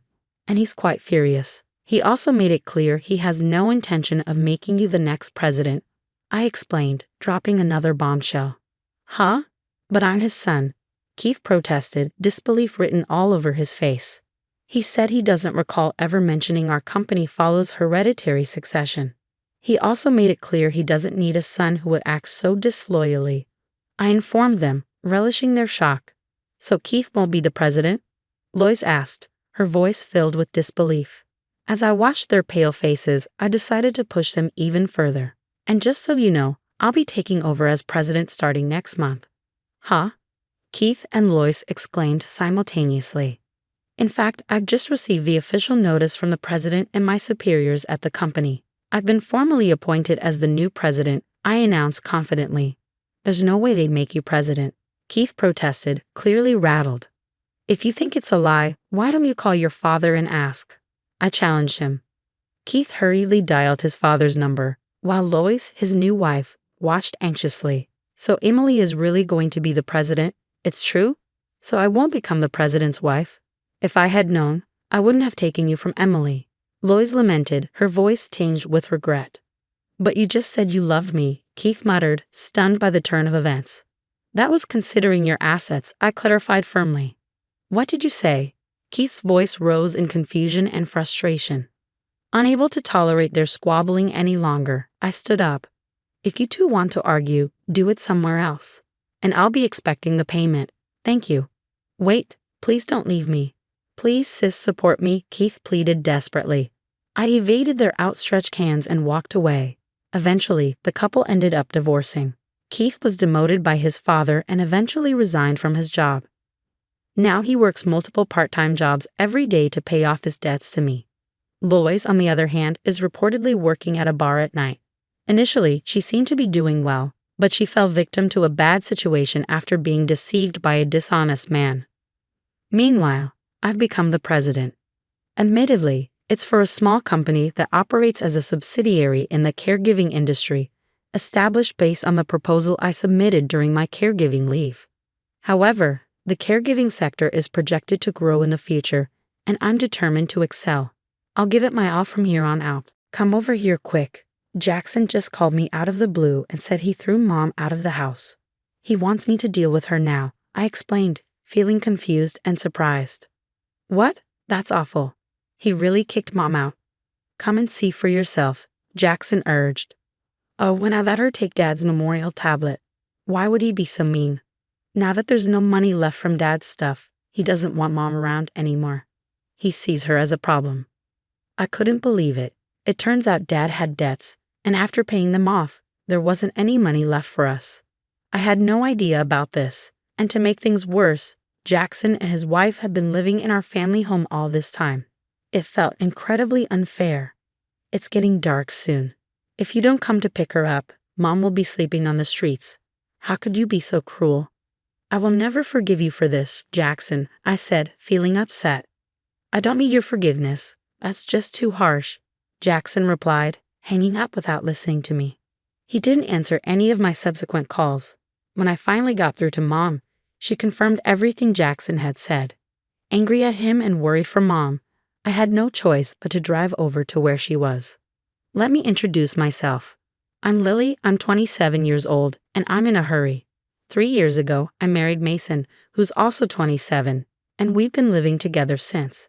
At first, we lived with my parents in our family home. But 2 years ago, my brother Jackson and his wife suddenly moved in. They claimed the house was too crowded with us there, so we had to leave. Jackson, who's 8 years older than me, has always been selfish, but his marriage seems to have made him even worse. Our family home, where I grew up, is a big house with a lot of space and land. It's been passed down from my grandfather. There's no reason we can't all live comfortably together. I wasn't happy about the situation and tried to talk to Jackson about it, but my husband, who doesn't like arguing, convinced us to leave. Around that time, my dad got sick with liver cirrhosis and it was already pretty bad. I wanted to be there for him in his last days, but I couldn't. His illness got worse quickly, and he passed away a month ago. It's really hard not knowing that my mom must be feeling even worse than me, dealing with my brother treating us this way right after losing Dad. It's just sad. An hour later, when we got to our family home, Mom was sitting sadly on a suitcase in the garden. The front door was locked. Jackson had taken her keys. I used my keys to unlock the door and went inside with Mom. Jackson and Olivia were lounging on the sofa, watching TV like nothing was wrong. "What's going on? How did you get in?" Jackson asked, acting like he didn't know what was going on. I used my key to open the front door. "Isn't it obvious?" I replied, feeling frustrated. It slipped my mind. "Leave your key, take the old lady, and go. This isn't funny. How can you be watching TV after kicking your own mother out of the house? Besides, if the house remained even after Dad's debts were paid off, Mom has a right to live here." I shot back, getting more and more angry at Jackson's attitude. I stood in front of the TV. "Mom has a right to inherit this house. If you can't live with her, you should be the one to leave, Jackson," I said firmly. "Shut up. This house is mine. Dad gave it to me when he was alive." "Don't act smart without knowing anything," Jackson retorted defensively. "What do you mean? There's no way Dad gave this house to you, Jackson, before he died," Mom interrupted, looking confused and shaking her head. Seeing our confusion, Jackson smirked and stood up from the sofa, pulling out an envelope from a room in the back. "Look at this." "What's this?" "It's proof that I inherited this house," Jackson declared proudly. The envelope contained documents proving his inheritance, prepared by a legal writer, and his real estate ownership certificate. He explained that the property had been transferred to his name a month before Dad passed away. Mom and I were stunned as we examined the documents. Why would Dad do something like this? I sighed, gazing at his picture. Why would Dad hand over the house to Jackson without talking to Mom about it? Because I'm his favorite, obviously. I convinced him that Mom would get the house after he passed away, so he gave it to me while he was still alive, Jackson bragged. That can't be. I refused to believe it. Wake up and see the truth, Mom argued. No matter how many times we looked at the document, the property was indeed in Jackson's name. All this fuss over a house, my mom muttered in disbelief. Is there nothing else left for Mom? No other inheritance? Be grateful that the debts are paid off. This can't be happening. You're not just worried about Mom. You realize there's no inheritance for you either, right? Jackson sneered. The bank card he handed over had only a few dollars on it. I wasn't expecting Dad's inheritance, but it was a shock to find out he left me nothing. This is too harsh, I thought. To make things worse, Olivia was laughing at us, enjoying our misery. Just leave. You poor people don't belong here, she mocked. Jackson and Olivia pushed us out of the house forcefully. Ouch, that hurts. Mom cried out as she fell and scraped her hand. Blood started to trickle out, so I quickly wrapped it with my handkerchief. Tears of frustration rolled down my cheeks. Seeing me upset, my mom gently wiped away my tears. Her eyes were filled with sadness too. Mom, our place is small, but you can stay with us, I offered. But I don't want to bother Mason. I'll find somewhere else to stay, Mom protested. Don't worry, I can't just leave you like this. I'm going to call Mason right now. Just wait, I assured her. Wiping away my tears, I grabbed my cell phone and dialed my husband's number. Mason answered after a few rings. Hello? Mason, I'm sorry to bother you out of the blue. Mom has been kicked out of her house, I explained. As I told him what happened, Mason listened attentively, though he seemed a bit unsure. I held my breath, waiting for his response. Our apartment is pretty small compared to Mom's house. It might not be the most comfortable, Mason started, but I don't mind. Bring your mom over. We've been helped out in tough times too. We should help each other when we can. Thank you so much, Mason, I said gratefully. My husband is such a kind person. He couldn't leave someone in need. We quickly took Mom to our apartment, and from that day on, we lived together. But living with 3 people in our small apartment was tight. We didn't have enough money saved up to buy a house yet, but maybe moving to a slightly bigger place in the future would be a good idea. It was heartbreaking to see Mom squeezed into our small apartment. As my husband and I browsed through property listings on the computer, Mom's phone rang. After a brief conversation, she dropped a bombshell. "Why don't we move to my Highlands condominium?" she suggested. "Hold on, what Highlands condominium?" I asked, completely surprised. Mom went on to explain that my wealthy grandfather had been a big spender, leaving my grandmother with no choice but to sell their farmland to keep up. As for Dad, he was also known for spending a lot. And besides the house, we didn't have many assets. Worried about our future, Mom had wisely invested her earnings from before she got married in real estate. My husband and I were floored. It turns out, Mom not only owned a condominium in the Highlands but also managed an apartment building, earning a significant income from her investments. "I can't believe it. I'm sorry for not telling you sooner," Mom apologized. "Anyway, the management company just called. There's an opening in the Highlands condominium. We can move in next month. What do you think?" she proposed. We couldn't refuse such a generous offer. Plus, the Highlands condominium had 3 bedrooms, a living room, a dining room, and a kitchen, all just a 5-minute walk from the station. It was much more comfortable than our current situation. "Thank you, Mom, but we might only be able to afford the same rent as we do for the apartment." I expressed my concern. "You don't need to worry about that. We have to do things properly even if we're family," my mom insisted. "Oh, I need to let the landlord know we're moving out." Seeing my husband and me smiling with happiness, Mom's face lit up too. Time flew by as we got ready to move into our new home at the Highlands condominium. Before we knew it, 2 months had passed since we settled in. As I was getting ready to go shopping, I was surprised to see the Jackson couple suddenly appear at the entrance of the condominium. "Why are you, a poor person, living in the Highlands condominium? Did you come into some money or what?" Olivia sneered. "Of course not. The Highlands condominium has always belonged to my mom," I replied firmly. Both Jackson and Olivia were shocked. "What?" they exclaimed together, staring up at the tall building. I couldn't help but laugh at their confused and silly expressions. Jackson's face turned red with anger. "That deceitful woman. I can't believe she kept this from us while pretending to be poor."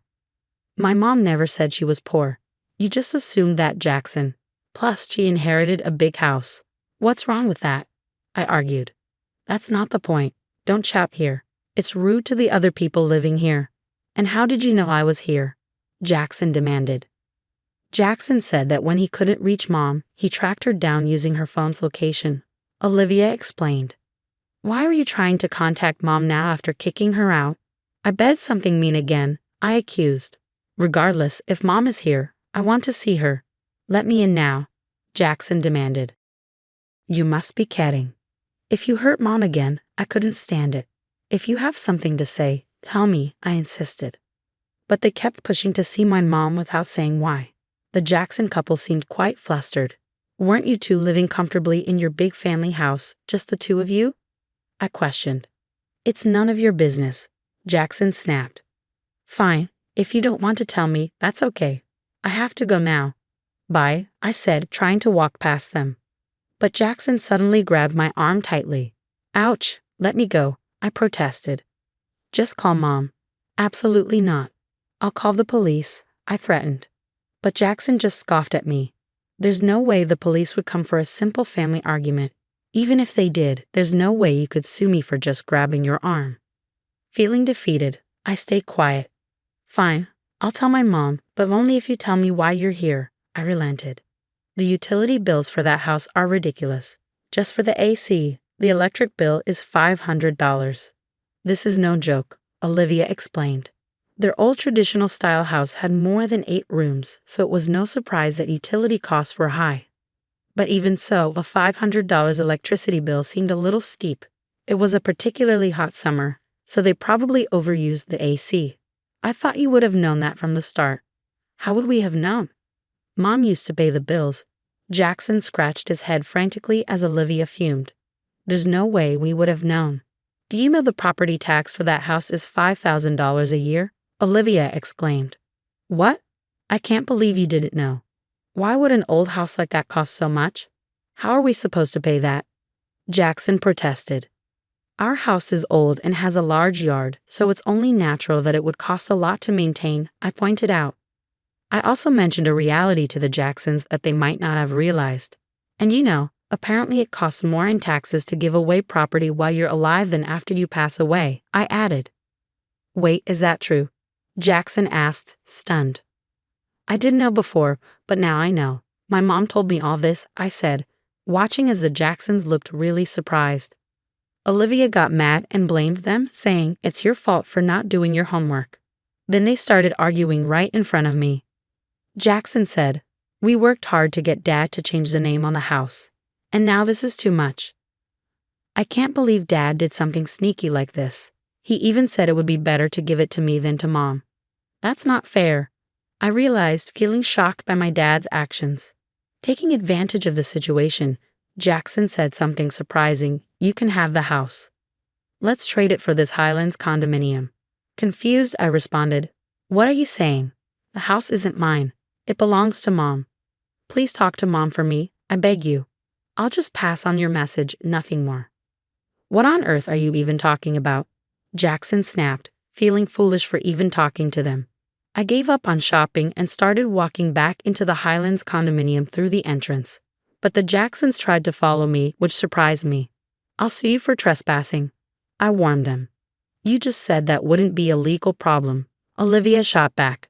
It seems like they won't understand until they face a real consequence, I sighed in frustration.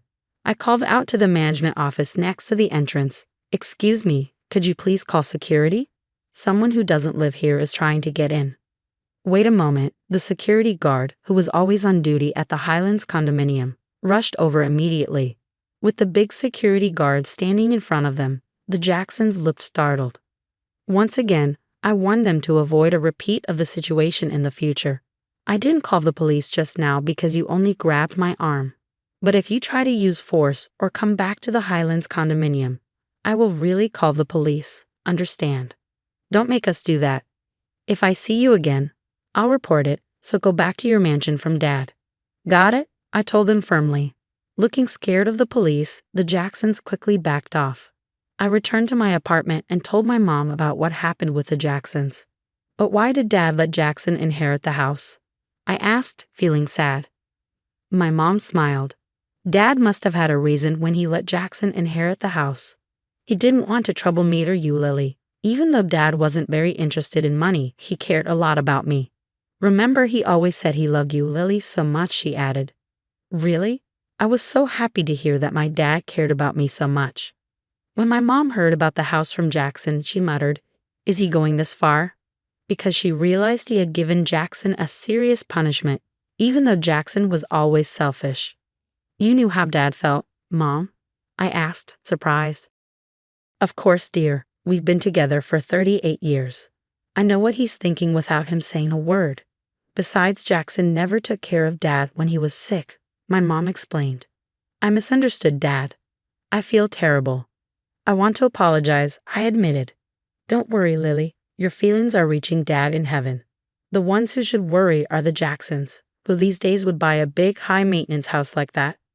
I bet they'll struggle to find a buyer, my mom said with a smirk. After a while, it became clear that my mom was right. The Jacksons couldn't handle the house on their own and put it up for sale but couldn't find anyone to buy it. They kept living there even a year later. Amidst all this, Olivia accidentally started a grease fire while cooking chicken in the house. It quickly burned down, and since they didn't have money for fire insurance, their life was going to get even tougher. Well, while I understand their problem, it's not my concern, I thought, feeling thankful for my life in the Highlands condominium. Living in the Highlands condominium was amazing, and I could only feel grateful to my mom. I've been paying her rent every month, but it seems she's been saving it to make sure we won't struggle in the future. Every day is peaceful and happy as I live with my wonderful mother and caring husband. Visiting my father's grave, I promised him that I would always repay my mother's kindness. Everyone has one or two secrets they'd rather keep hidden, and I'm no different. When I was younger, I was quite wild. Now, I'm a quiet and unassuming woman, but losing my parents at 15 sent me down a wrong path. I ended up joining a gang of troublemakers. I got some of the girls from the gang together and started our own group. Because my dad made me learn wrestling when I was a kid, I was known around town for being really strong, even stronger than the boys. My time in that world ended after I met someone special, but living that kind of life leaves some issues behind. My name is Nancy, and now I'm 35. I live as an ordinary housewife and work at a local supermarket. With my light makeup and quiet personality, no one would guess that I once wore bright makeup and rode motorcycles. Yes, I was in a gang and even led a group of girls. But then I met my husband Joshua and everything changed. It all began 10 years ago during a fight with another gang. They were always causing trouble whenever we met. One day, things got really intense. Joshua stepped in unexpectedly to help his brother, who was part of the other gang. As everyone was fighting and falling, Joshua and I were the only ones left standing. I even remember him laughing when he realized his brother wasn't even there. Despite the chaos, Joshua seemed really calm and composed. I couldn't help but notice. "Hey, you're pretty cool," I said to him. "Me? Really? Looking like this? You must have some strange tastes. Were you calling out for someone named Noah? Did you find him?" "No, it turns out my brother wasn't here." That's how our quiet chat began. Joshua's brother was a troublemaker beyond saving. Joshua even took up boxing to try and set him straight. He couldn't stand by and watch wrongdoing happen. He seemed like a guy full of fairness. As we talked more, we got closer. We started seeing each other more often, and it was clear we liked each other. But Joshua didn't like troublemakers back then. Even though we liked each other, my past in the gang held us back. Eventually, Joshua said he'd only be with me if I left the gang for good. Tired of all the pointless fights, I decided to leave the group. We started dating and got married 5 years later. The gang I used to be in got broken up by another group 2 years after I left. After marrying Joshua, I changed a lot and became a calm and graceful woman. But our peaceful life got shaken up by a certain neighbor, Joshua's sister Somia and her husband. One morning, as I was seeing Joshua off to work, the doorbell rang. Who could that be? I wondered. I'll check. Suddenly, Joshua looked surprised. "Somia," he exclaimed, recognizing his sister, whom I had met once at a family dinner. "Hey Joshua, we've moved in next door today. Please take care of us," she said. "Hello, I'm Tommy, Somia's husband. Looking forward to getting along," he added. They started off with a rude attitude, but since Sonia was Joshua's sister, I couldn't be too confrontational. We usually got along with our in-laws, so I didn't want to start any trouble. It turns out Tony was the one who got Joshua's brother Noah into the troublemaking world. They went to the same high school and were a year younger than Joshua. Joshua turned 34 this year, so they must be 33. Sonia, who's 3 years younger than Joshua, should be 31. "Joshua, too bad about your brother, huh?" Tony remarked. "I don't care about Noah anymore. Even you." Joshua was visibly angry. His brother had passed away due to a fight. Joshua's brother and sister apparently never got along well. Sonia felt ignored in favor of her brother and developed a rivalry, which eventually extended to Joshua as well. Joshua once mentioned how tough it was to deal with his sister, preferring to focus only on his brother. Unlike me, Sonia was also in a delinquent group before. Unlike her, Noah was forced into it by Tommy. Seeing his siblings change, Joshua probably felt even more determined about justice. As the three of them stared each other down, I spoke up from behind Joshua. "Joshua, you need to leave for work soon." "All right," he replied. "Running away, Joshua. Remember, I haven't forgotten that you laid hands on me," Sonia sneered. "That was because you attacked Noah." "All right, both of you enough. We're done here," Sonia declared. With Somia's words, Joshua left for work, the issue still unresolved. But then the harassment from Sonia and her husband began. About an hour after Joshua left, the doorbell rang, but nobody was there when I checked. Another hour passed, and there was a loud noise at the door, like something was being thrown. When I looked, there was a pile of cardboard boxes dumped in front of our door. "What's going on?" I muttered to myself. Since nobody was around, I decided to ignore it and went back inside. But then I heard a small popping sound from the balcony. I rushed over and found 3 broken eggs. We live in a corner apartment next to Somia's new place. This means the harassment likely came from her apartment since there are no neighbors on one side, and it's too high for someone from below. Angry, I decided to confront my next-door neighbors. "Hey, is that you? What do you want, showing up like this?" Somia greeted me, clearly irritated. "Is this your idea of a prank? Throwing eggs on our balcony? It had to be you or your husband. The angle only makes sense from your balcony." Somia glared at me and said, "What? Don't be ridiculous. Do you have any proof that we did it? Making false accusations won't help. I'll call the cops." Even though she used to be in a gang, her quick resort to the police in this situation seemed odd to me. "I don't have proof, but the way the eggs are scattered, they could only come from your balcony." I tried to stay calm, but Somia kept arguing back. "That's weak proof." "Hey Tony, the lady next door is complaining," she said to her husband. Hearing this, Tony chimed in. "Hey, just because you're Joshua's wife doesn't mean you'll get any special treatment." If Sonia's reliance on the police seems second-rate, Tony's words weren't much better. He might have thought he was intimidating, but to me, it was anything but scary. I could feel my old self stirring inside me, but I didn't want to go back to my past. So I acted like a timid, unassuming woman and said quietly, "Please don't raise your voice." Inside, I wanted to unleash a powerful kick to shut him up. But since meeting Joshua, I had changed for the better, and I didn't want to throw away all my progress over something like this. Seeing my reaction, they both laughed in front of me. "Aha, so you're Joshua's wife. I thought you'd be something special, but you're just a boring woman." "Weak. Tony was giving you too much credit. At the family dinner, you seemed like a real introvert. Just a kick won't be enough. I might have to dislocate a joint or two to calm myself down," I thought, trying to control my rising anger. "Go on, leave," they told me, and then closed the door on me. I stood there, staring at the closed door, feeling frustrated. I thought about telling Joshua, but I knew Somia and her husband would just pretend they didn't know anything. It would only lead to more trouble and stress for me, so I decided not to bother. The next day, and the day after that, the harassment from Somia and her husband continued. It always started after Joshua left for work. "Who left this garbage at our doorstep? It must be those two," I muttered as I was about to leave for work at the supermarket. The door got stuck halfway, blocked by a bag of garbage. I reluctantly took it to the disposal area and then headed to work. 5 hours later, I came home to something unbelievable. There was a cardboard box in front of the door, set up like a table.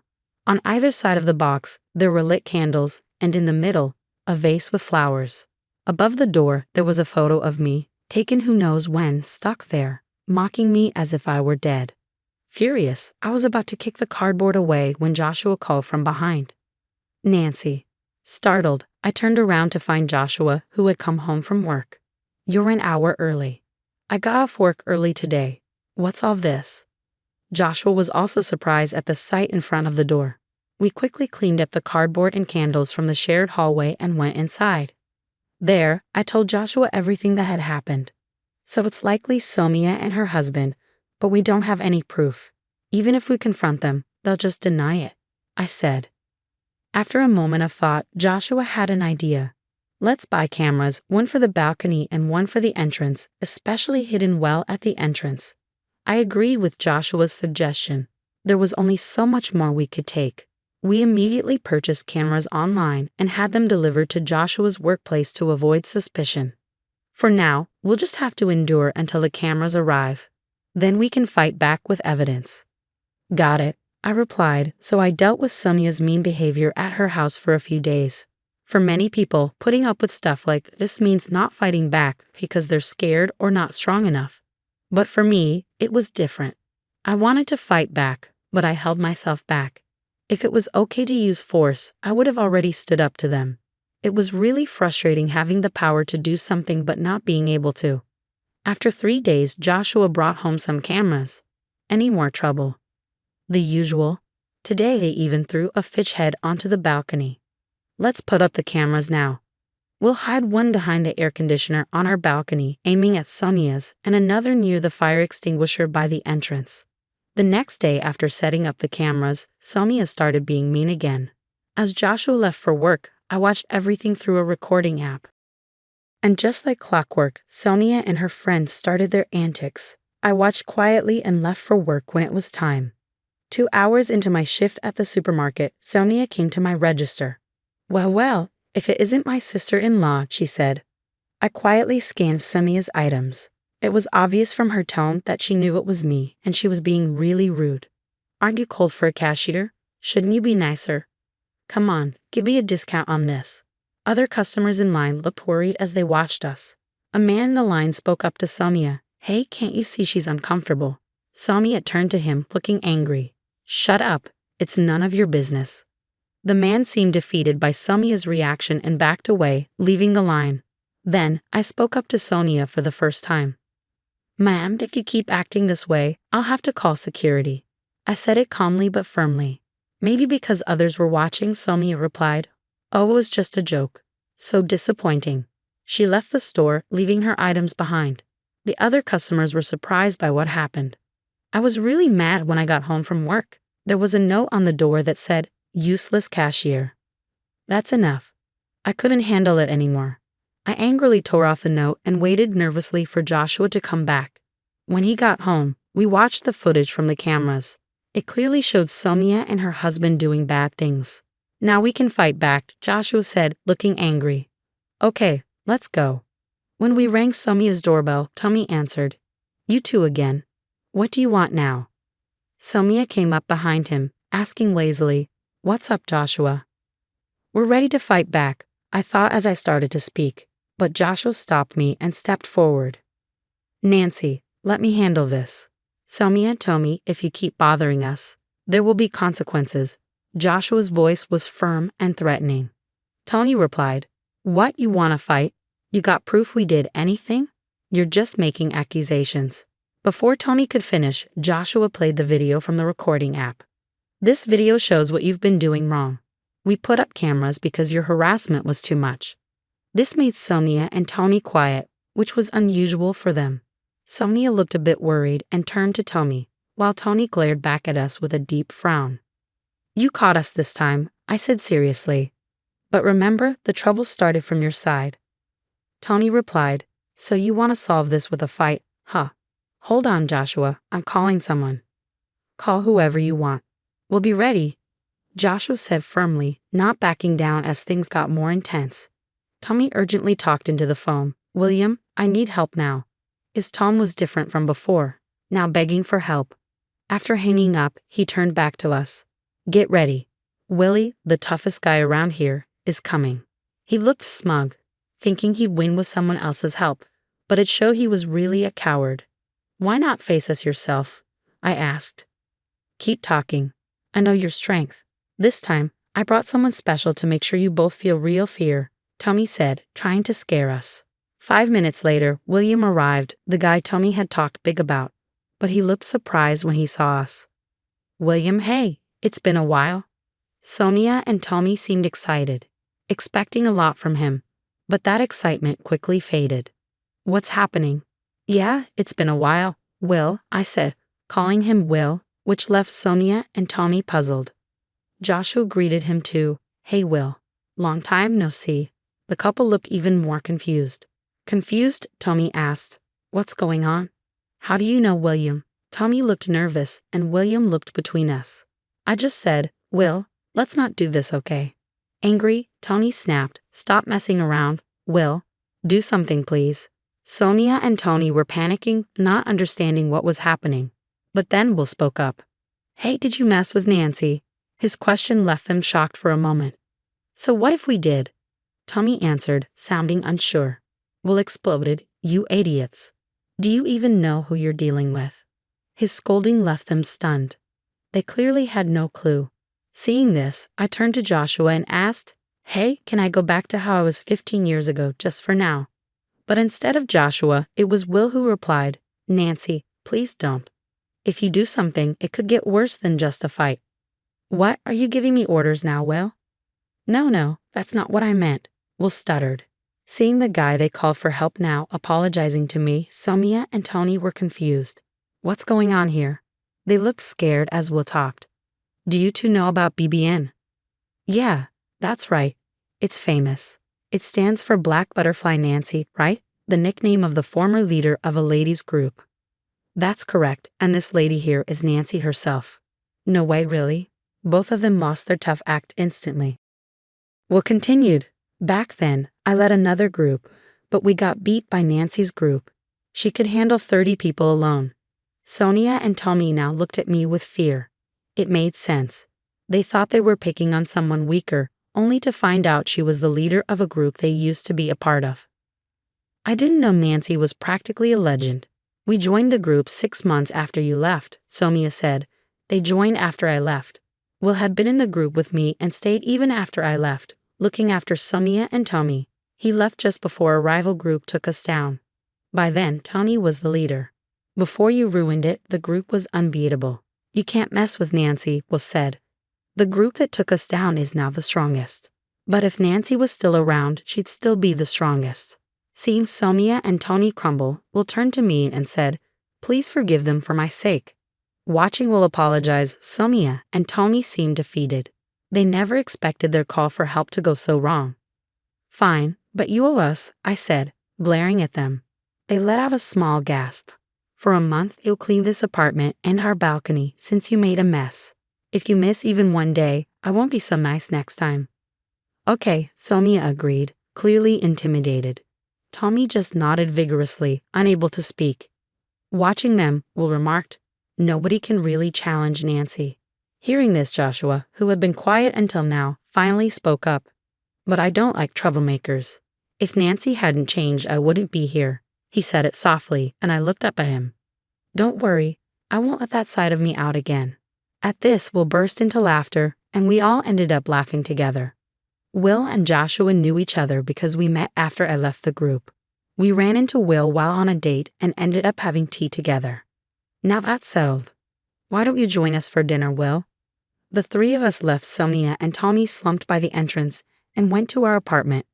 Before going inside, Joshua added, Sonia, you're my sister, so I'll let it go this time. But there won't be a next time. Watching him, I wondered if he too had that same fighting spirit as us. From that day on, Sonia and her husband stopped bothering us. They kept their promise and cleaned our balcony and the shared areas of the apartment. Even though they were just troublemakers doing chores, other residents stopped paying them much attention after a while. After a month, Sonia and her husband left without a word. Even Joshua, their family, didn't know where they went. Maybe they felt uncomfortable staying there. We didn't bother looking for them further and thought they made a wise decision. Finally, we had our peaceful life back. Neighborhood problems are common, but I never thought I'd be so involved. At least it ended well. I have a past I'd rather not talk about. Joshua has kept it secret all this time. I'm not ashamed of everything in my past, but I've learned from my mistakes. I just want to cherish my life with Joshua now, and I hope to never show my true self to anyone again. That's all I'm thinking about now. Making only $750 a month is like a college student's allowance. Even students working at bars earn more. Having a low-income wife is embarrassing. Maybe you should get a divorce so our son can find a better wife. After all, he's a great catch. My mother-in-law keeps making these rude comments after seeing a pay stub, but it's not even mine. My name is Amanda, and I'm a 32-year-old nurse. I've been married to John for 5 years. We met in college, started dating, and eventually got married.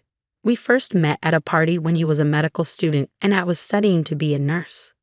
John hasn't passed the medical licensing exam. He failed twice and took 3 years off. Now he's working part-time and studying hard for the exam. I'm working full-time as a nurse, so I make most of the money for us. John isn't into bragging about money or posting pictures of fancy cars on social media. He's serious about his work, reading stories about people who've lost loved ones to illness, keeping up with the number of people affected by infectious diseases, and studying Japan's healthcare system. I respect him even though he's not a doctor yet. He genuinely wants to help people, so I didn't leave him despite his lack of income and being in his 30s. He hasn't told his parents that he isn't a doctor yet. Sorry, my mom is too nosy, he says. It's okay. I support you, so you don't have to worry about your parents. Live your life the way you want. This is just temporary. That's why his situation remained a secret. No one knew because he worked as a night security guard at the hospital where I worked. This way, he was technically employed there. He had enough knowledge and information from my stories to sound like a doctor. So when his parents, who rarely saw us, asked about him, I said yes, patients really like him. I believe that while cruel lies can hurt people, kind lies can sometimes save them. Telling a patient you have 3 months left and there's no chance of recovery is like starting a countdown. It's better to say, you look good today and you ate a lot. That's how people are. On the other hand, my mother-in-law is very different from my serious and honest husband. She has a harsh personality and is a typical overbearing mother-in-law. She looks down on me for being just a nurse married to her son, the doctor. There must have been so many better options, like a beautiful dermatologist. I always apologize and bow my head when she says things like that. I wholeheartedly support my husband in his pursuit of becoming a doctor, but right now, he's just a high school graduate with a lot of medical knowledge working part-time. He's not even a medical intern yet. However, my husband is genuinely grateful, often saying, "Thank you for everything always." So I silently support him. I'm also very busy with my work. Our combined income is barely enough to make ends meet, but it couldn't be helped. I didn't care much about money because I admired Florence Nightingale and wanted to help people. Currently, I'm a nurse in internal medicine, which has the heaviest workload. Wanting more money doesn't even cross my mind. As long as we can live, eat, and stay healthy, that's enough. Isn't that what life is really about? Even though I'm the one supporting my husband's living expenses and tuition, my mother-in-law tells everyone in the neighborhood, my son is a doctor and earns well. If he were a serious doctor, he wouldn't want his mother bragging about his income, whether good or bad. But my mother-in-law doesn't care and only talks about money, money, money. As her son, he has no choice but to silently endure it. She doesn't know that he's actually working as a security guard in uniform at the hospital instead of walking around in a white coat as she brags about. Even if he were walking around in a white coat, it's not something to boast and gossip about. I understand her pride, but she should hold back. I was worried that my husband's mental state might suffer and he might fail the medical licensing exam because he's barely hanging on. If he ends up spending his entire life as a security guard after trying so hard, it would be heartbreaking. His personality is perfect for being a doctor. His only weakness is his kindness. That's why my mother-in-law makes up stories and says things like, "My son makes $373,000 a year." For him, knowing that's false just adds more pressure. I once gently expressed my concern to her. I think it would be better for the patients if he didn't talk so much about his job because it might cause problems. After all, if you think about it from the opposite perspective, would you want to go to a doctor whose mother is constantly boasting about him when you're sick? But my mother-in-law doesn't care. Be quiet, you're just a nurse. You should feel lucky to marry a doctor. It's like winning a $3 million lottery. Money can't buy respect. You're just a nursing school graduate. She says mean things. I'm sorry. Thank you for letting me marry John. I respect him as a doctor and as a person, so please leave him alone. You're so annoying. We can make him divorce you and marry someone else. It would be sad if our future grandchild gets your low IQ. She's being really mean. But I stayed quiet. Compared to saving lives or feeling like I'm doing important work, my mother-in-law's mean words didn't bother me much. I didn't take her seriously, but one day she showed up at our house uninvited. Our house is a 30-minute train ride from theirs, so we don't see them often. I'm busy with work, so I'm not around them much. That's why she didn't know the truth until now. Wow, this house is small. Why does my son, who I'm so proud of, have to live in such a poor-looking place? She said loudly. She looked at the row of medical books and said, "Well, he is my son," and took a picture with her phone. But most of the books were for the national medical exam, so I felt nervous. Since this year's books were there, it might show he's still studying. I tried to stay calm, but my heart was racing. "Mother-in-law, I'm sorry. We're both busy with work, so we haven't had time to find a bigger place, especially recently." I hinted for her to leave. But then she started looking around our house. "What's with these strange dishes? If you're a doctor, you should buy fancy ones." "Yes, I'm sorry. They're from a cheap store." "What? Cheap store? I'm getting rid of them." "No, We didn't have much money because we were spending it on my husband's textbooks and tuition. So we saved money on things like plates that didn't affect our basic meals. As long as we could eat off them, it was okay. Right now, passing his exams was the most important thing. At that time, my husband happened to be working as a security guard at the hospital. It was a good thing he wasn't home.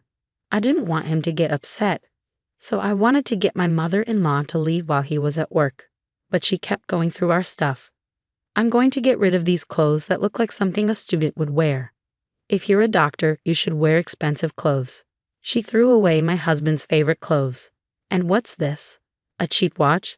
If you're a doctor, get a fancy one, she said, tossing it aside, not realizing the usefulness of a smartwatch.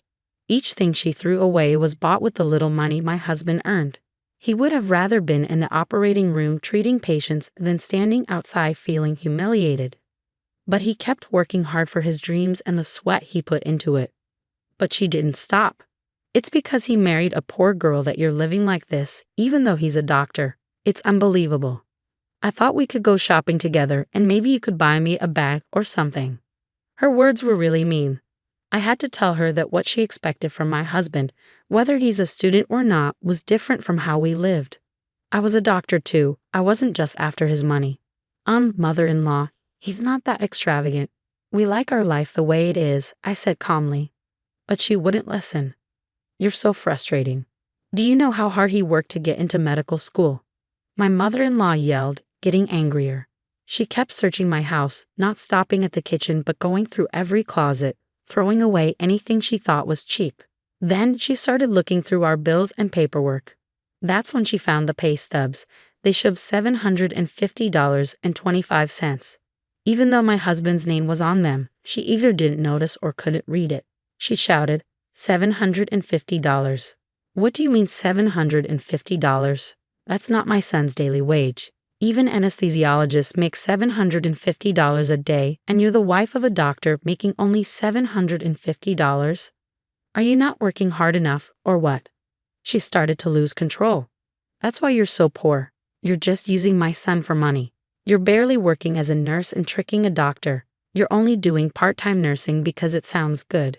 $750 is nothing, so quit already.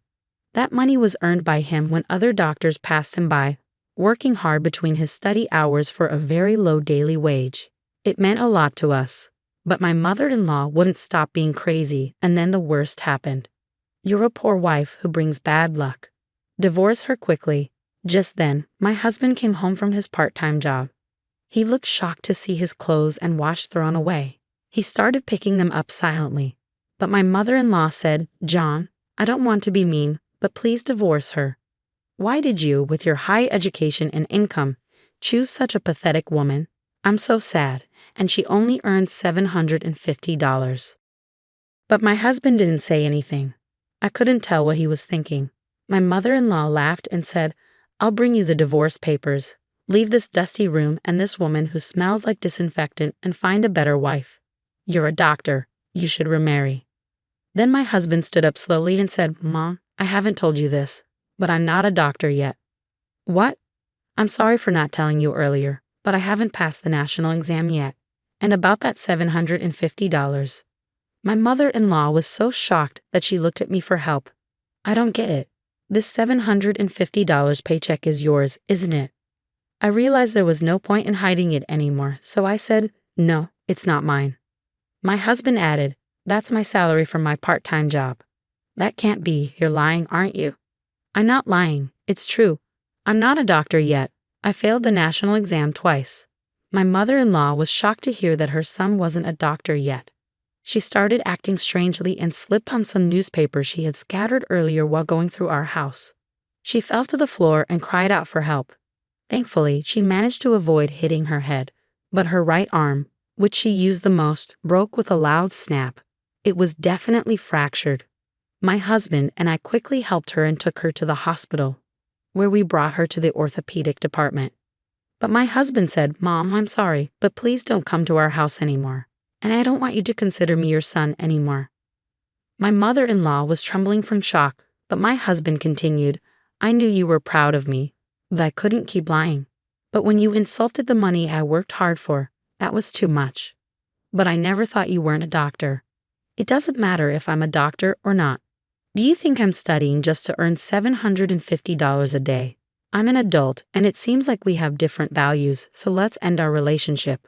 It seemed like my husband had truly decided to cut ties with his mother. She, who had found purpose in boasting about her son, seemed completely heartbroken.